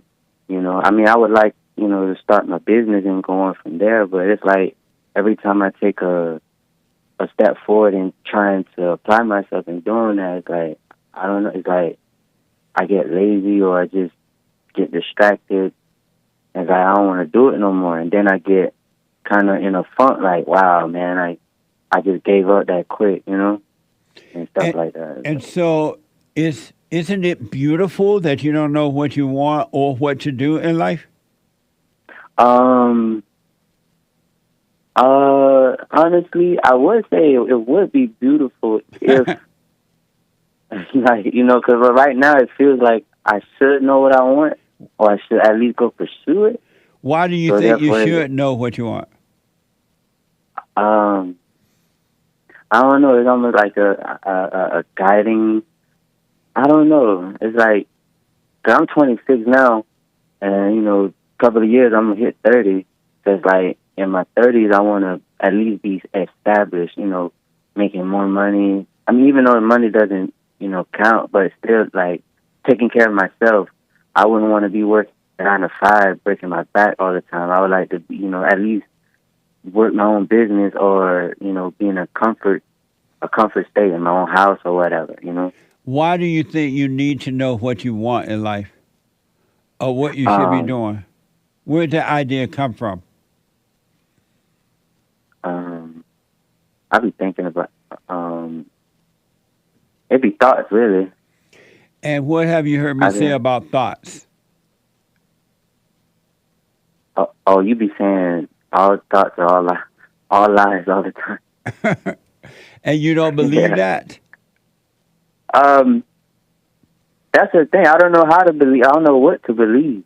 Honestly, I don't know what to believe no more. You know, it's good. Why don't you just, and then I appreciate you responding to the biblical question. I put my 2 cents in on Sunday about that. But why not just get a job, go to work, save 10% in the bank, pay your bills and food for that, and let life happen? Why do you need to know what's going to happen when you're 30, or even what's going to happen tomorrow? Why do you need to know when all you have is right now? Right now. Oh, that's a good question. I don't know. Are you doing this? I mean, I do work. Yes, I do the silent prayer. You do work? You have a job? Yeah. Okay, so you're doing fine. What else do you need?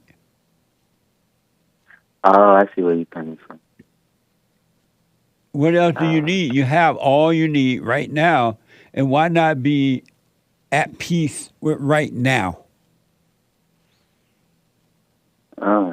How do I be at peace for like right now? Like, Stay out of your head. Stay out of thoughts.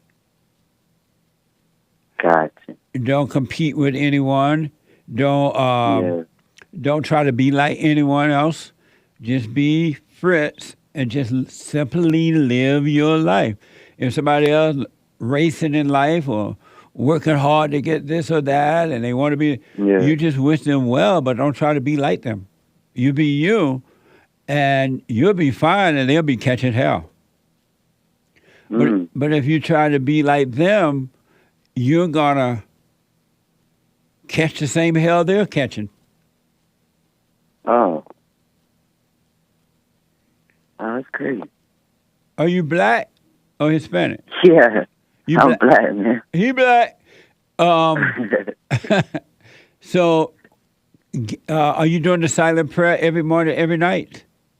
I am, but the silent prayer is like, I don't know, the weird thing. I'll do it, but then I'm like, how long should I do it? Like, I do it for 5 minutes, and I think that's not enough. Then sometimes I do it for 3, and I was like, man, if I do it for 3, it's not doing as the same as I would, would need to do it for longer, And where are you getting those thoughts from, those ideas from? My head. You love worshiping the devil, huh? I see. Yeah. Huh? Nah, those thoughts are crazy, though. I'm not going to lie. When I would do those silent prayer and even watch myself throughout the day, man, they be coming like 90 going, no, they don't play. So it's like, it really do be like shaking me a little bit, like, well, I'm like, what is going on? Like, I don't know how to stop it or whatever. Hold on, buddy. Just go through it. Yeah. Let me take a quick break. Hold on. 888-775-3773. A quick break. Back in a moment. Your super chats and phone calls. Oh, the treasure chest is now open on D-Live.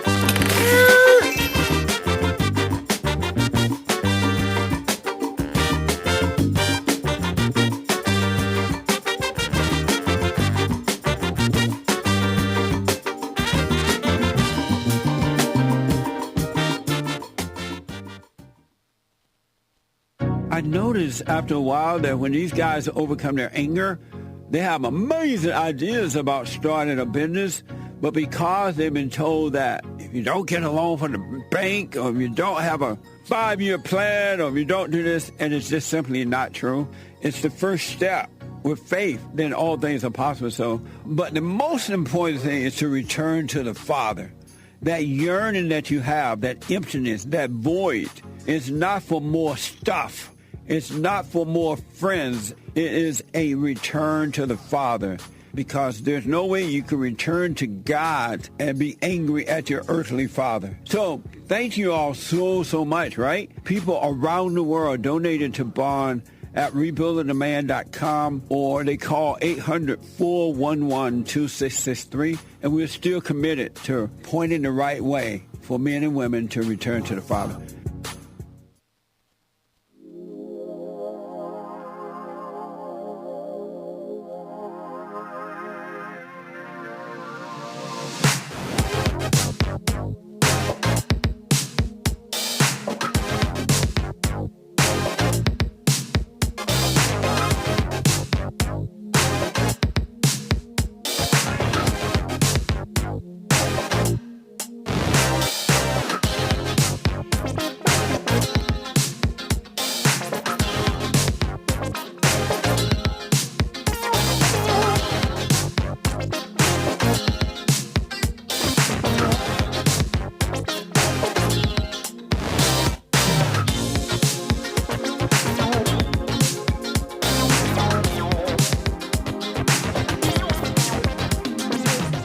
Amazing.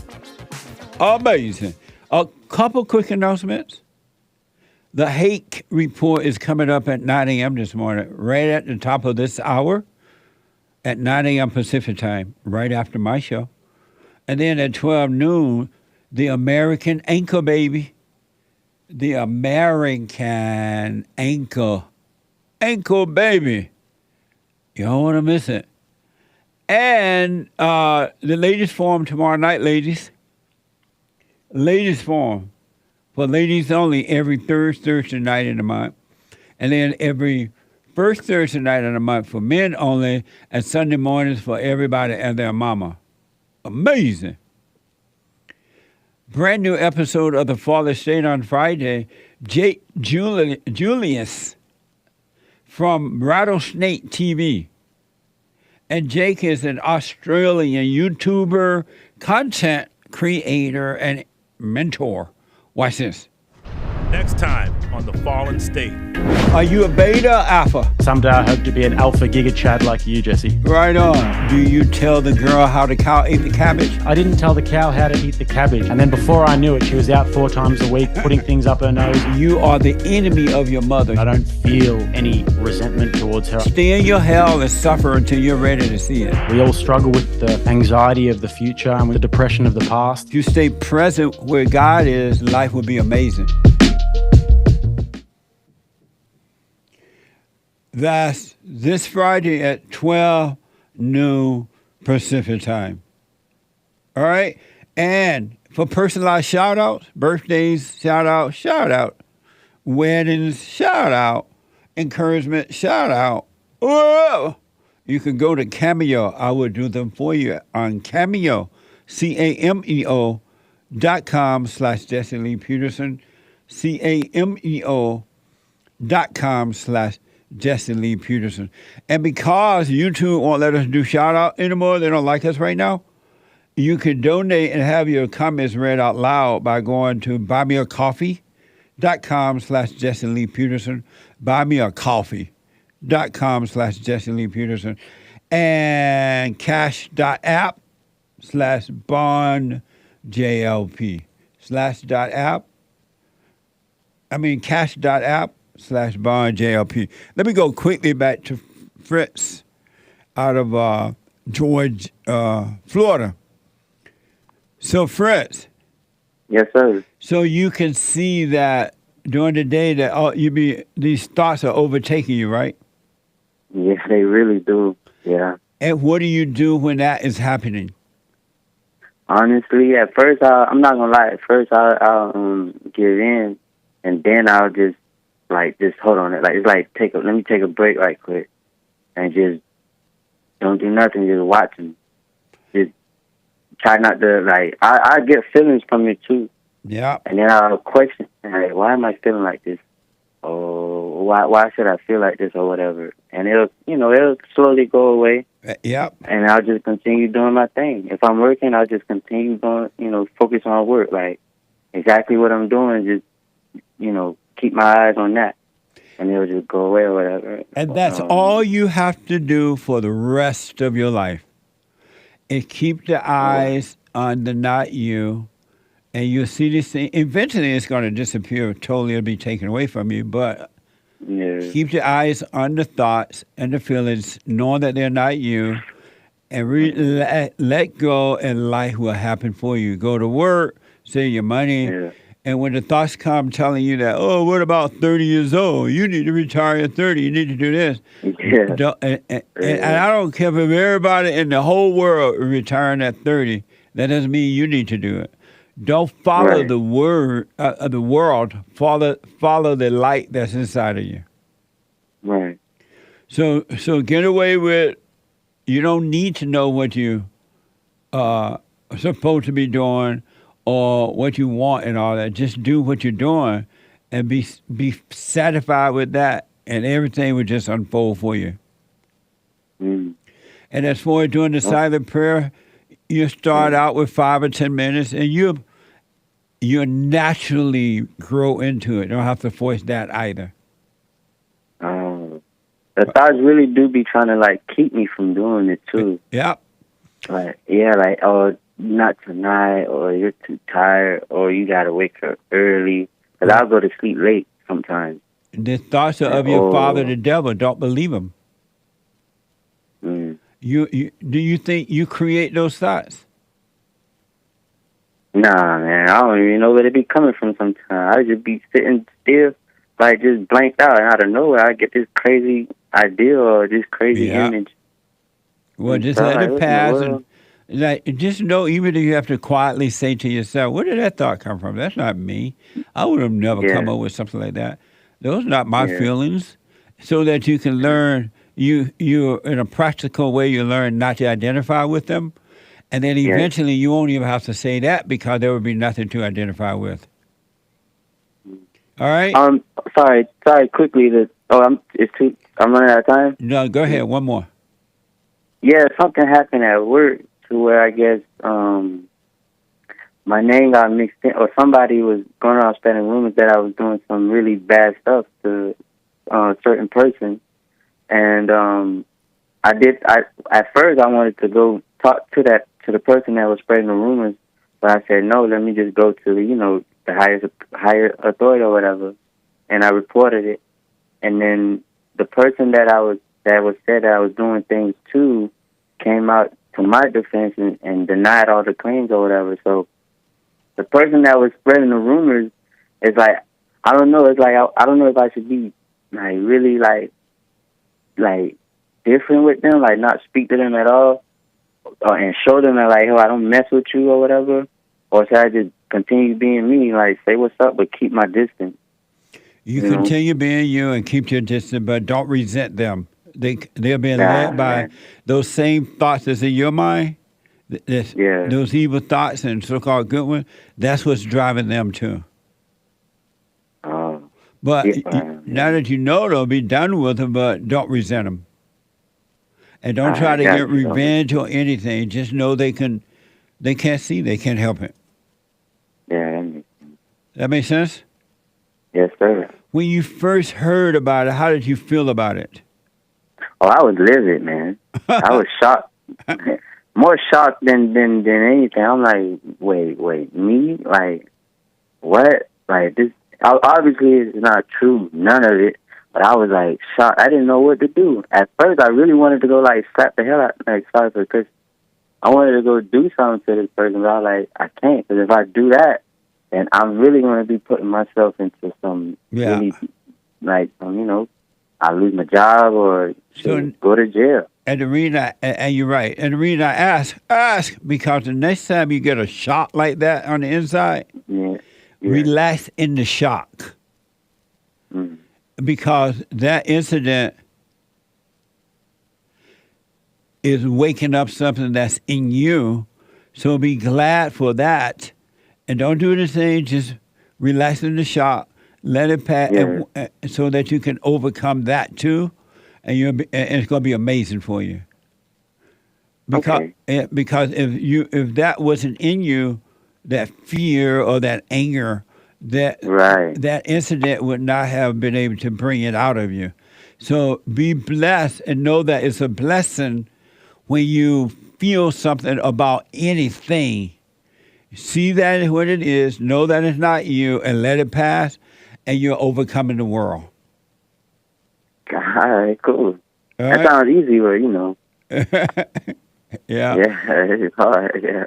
It's only difficult because you're not aware that you're supposed to relax in the shock rather than running away. Because when you became livid about it, the devil wants you to go and argue about it, right? And you get on this person about it, and he just wants the two devils fighting.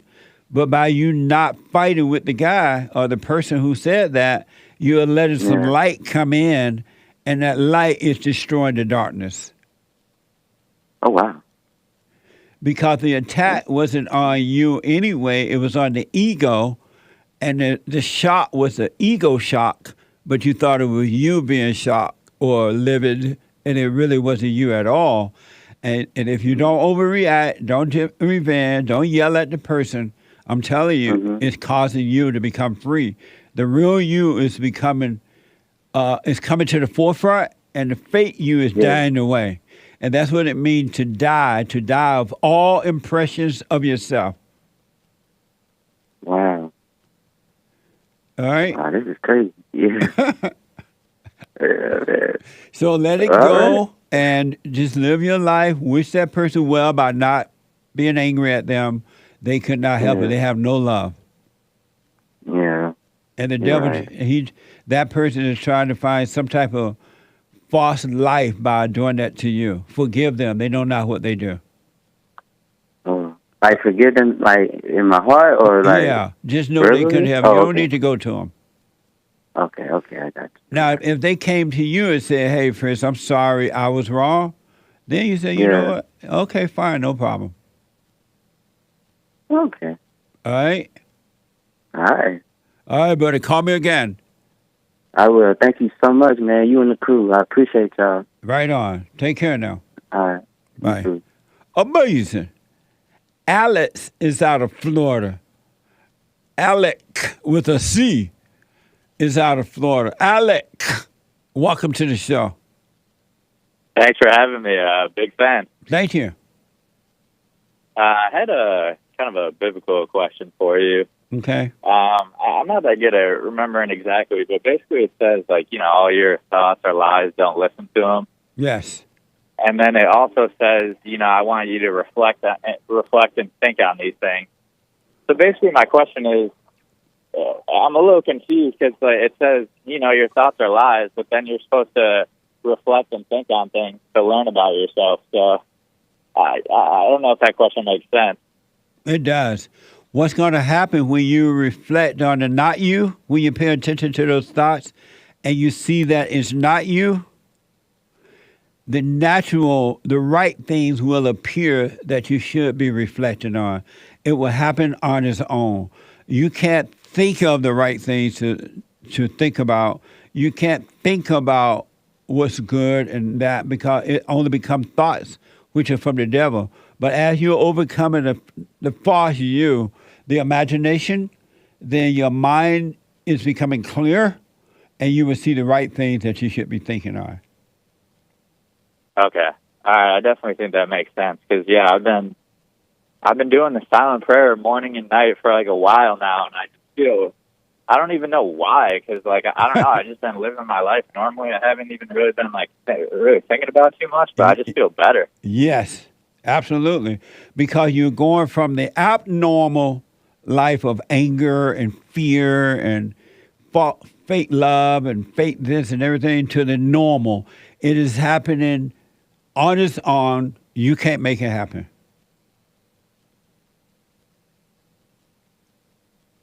Right. Yeah, and I think that goes like back to the question that you asked, your biblical question of if you're in control. And I think I realized I'm like really not, because just like a quick story, I was like having some personal issues going on, and my brother's telling me, he's like, oh, you know, go tell our parents and all this stuff, and I literally couldn't do it. Like I was like trying to will myself to do it, and I couldn't do it. And then I was like, you know what? I started like listening to you more, and you were like, just don't even worry about stuff, just live in like the present. And I just like didn't even worry about it, and I just lived. And next thing I knew, I was visiting my parents, and it just like naturally, the conversation just like naturally came up, and I forgave them and like told them everything I wanted to say. And I literally didn't even try and do. When I tried to do it, I couldn't do it, and then when I didn't try and do it, it somehow just naturally happened. And like I was laying in bed that night, I was like, how did that just happen? That's deep. I was confused. Stay with that, and let life happen. Stay with the prayer, watch the thought, because we can't change our nature from darkness to light. Only the light can change our nature from an abnormal nature to a normal nature, and that's what you're growing into, the normal nature where life just happened on its own, and you're not worried about it, concerned about it, you're not trying to make anything happen. You haven't seen anything yet, Alec. It gets better. And last thing, real quick, if you have a second. Yeah, go ahead. Should I be like, you know, I recently moved and like broke up with my girlfriend and stuff. Should I be looking for like a new, like trying to find a wife, or should I just live my life like normally and I don't know, just like let that happen too? What purpose would you be looking for? You're going to look for what purpose would you be looking for a wife? I don't know. I guess that's just what like society tells you to do. Right. Don't listen to the world. Thought about it. Don't listen to the world. The world have taught us wrong. That's why everybody's suffering. We've been listening to the world, our parents and people like that. And don't let the devil take you off track, because you look for the woman. That means you put in that first. You're going to find the devil, and you're going to catch hell. Okay. My older. If it meant for you to have a wife, it would be added like everything else. Okay, yeah, I think that makes sense. I was just going to say, like, my older brother got engaged. My parents were like, well, what are you doing? Blah, blah, blah, all this stuff. I'm like, I don't know. That's right. Give them the finger. They want to put you in hell like your older brother getting into. Oh, man. Well, I appreciate it. You know, you really helped me, like, a lot. Like, forgiving my parents and just, like, not worrying about any of this stuff. Like I said, I don't even know how to describe it.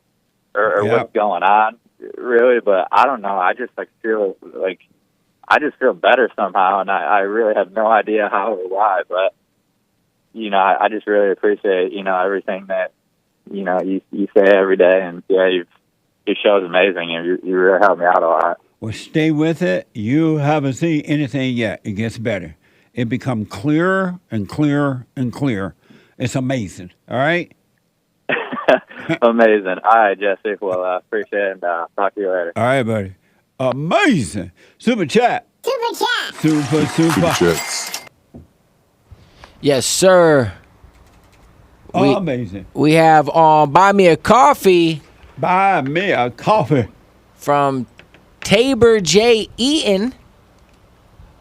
Hake makes me realize I barely know English. What the? I know. Thanks, Hake. I always read it Tabor, but maybe it's Tabor. I don't know. Thank you. Tabor J. Eaton. Tabor J. Eaton. Or Tabor. Or something entirely different. But maybe Hassan knows that name. Ev, I remember him. He's been involved around a long time. Evgeny Crosby with a diamond on D Live. Remember when Obama's chef died last week? Me neither. That's right. I don't remember that. What the? But yeah, people are speculating that that there was a murder, and that it was I don't know, a suspicious murder. What the? Well, don't speculate. If you don't know, leave that empty space of don't know. Don't let the devil fill in an empty space. If you notice, those who are paying attention to yourself, I want you to notice how the devil, which are thoughts, all lies, all the time, will not let you have an empty space. Like They presented the thing that made it look like it was a murder, and Satan filling in, even though you don't know, you wasn't there, you don't know the real story. He'll make you think you know, because he doesn't want that empty space to let any light in there about everything. The hardest thing in the world for a person to do is to say, I don't know. They'll fill in the space. And it's not them, but it's the devil. So that the light don't get in. Thank you. I'm a warrior. There you go. Thank you. Indeed. Kaya in North Carolina Kaya, bought a coffee. buy me a coffee. In preparing to send this coffee, I became so caught up in my efforts to express what I'm seeing spiritually every day that I was unable to articulate a genuine message. A woman who will give up when she can't find the words? Who am I really? Smiley face emoji, sort of blushing. Amazing. Shout out to silence, she says. Right on. Thank you. Amazing. Stay with it. And thank you guys. I do believe that is all for now. Amazing. Thank you all. Nice. Yep. Let me go quickly to a first-time call out of California, Sim. Sim, welcome to the show. You're on the air. Hi, can you hear me? Go ahead. Yes. Hi. I want to ask. My bad. I want to ask you, and I don't know how to ask this, right? I'm just gonna ask you straight up. Are you enlightened? Like, do you know? Because you talk about. I was watching your interview yesterday. It was like an old interview, and you were talking about how you achieved perfect peace. Yes. And it's crazy to me because this has always been like something in the air for me, and now I'm finally like seeing that it's possible from you. So, I mean, I just want to know from you. Am I enlightened? Yes. What do you think? I mean, I don't know. Like, when I look into your eyes, I can see that you just know. And I'm not sure if you know about this one guy. His name was Osho, and he also had this look in his eyes. And I mean, I don't want to like compare you guys, right? But let me do this because of time.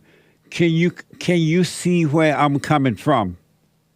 Yes, and what's crazy is that you say that everybody can achieve this inner peace, right? The kingdom of heaven is within us. Yes. And I mean, it's just kind of like I can just feel it. Like even right now, and who talking to the phone, I can just feel it. And who is allowing you to see where I'm coming from?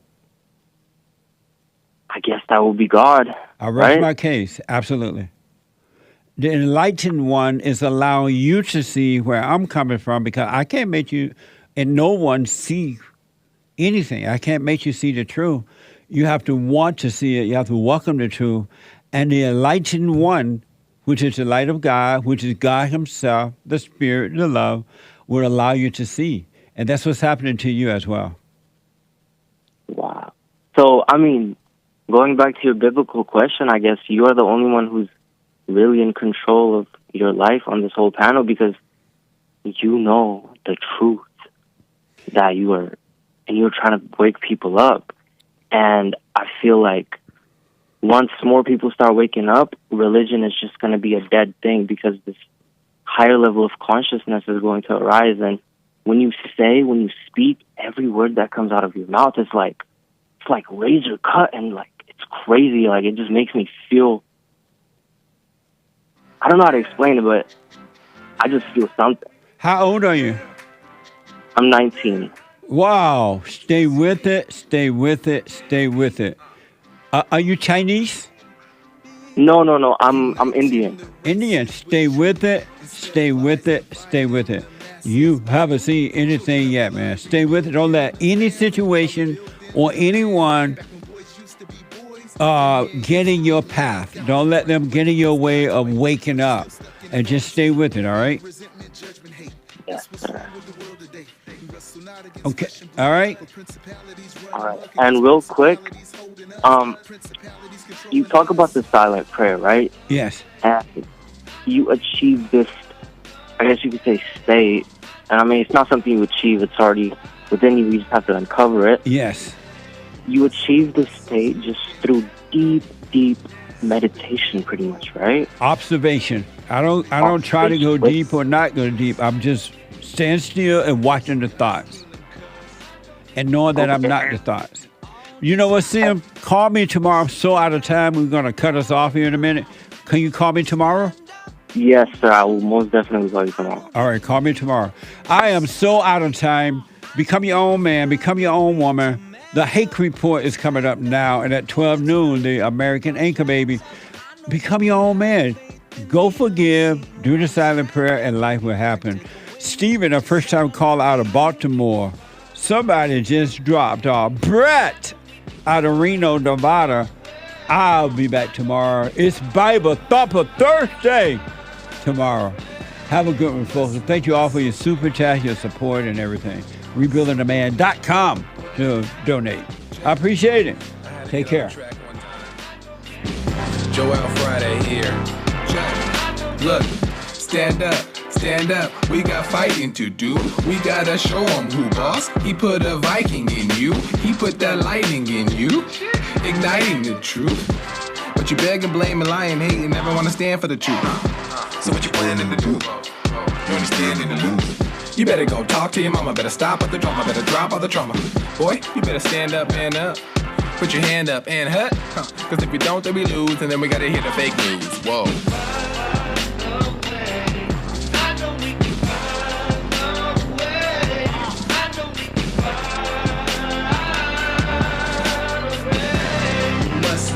So you get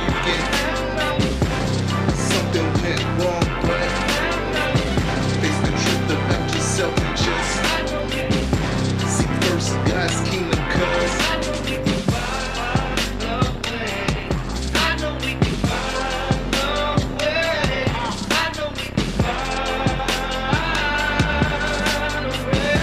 you must know thyself so you get something went wrong, but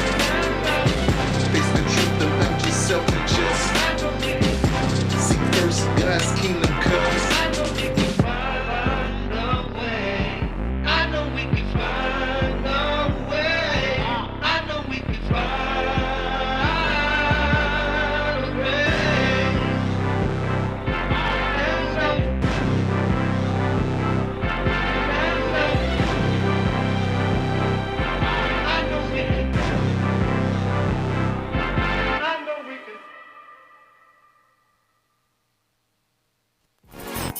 So, here's what I recommend. I invite you to download my silent prayer, and I want you to start doing it.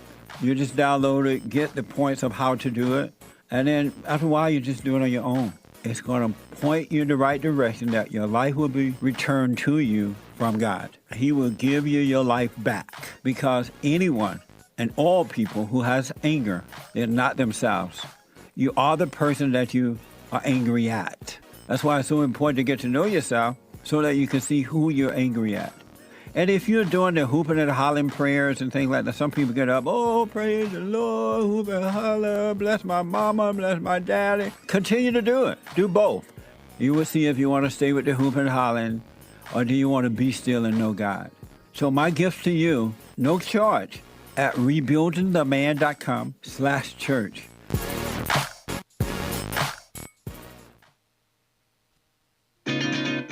Other than sex, I wonder, why would a man even need a woman today? Women don't know how to cook. They don't know how to clean. They're in competition with men. They don't want to be wives and mothers. Some want to get married, but they don't want to live in that proper position of life. Because the only purpose of marriage is to have a family. And that's been known forever. And so if you don't want to have children, there is no need to get married. And so I was wondering, why would a man even get married today? I never thought I'd see the day when women would come out of her natural role and be like a man. Even though she hate that role. When she was with a man that's weak, she hate him. But if he try to be strong, she'll stop it. I never imagined that. You're seeing good destroyed and abnormal is presented as normal.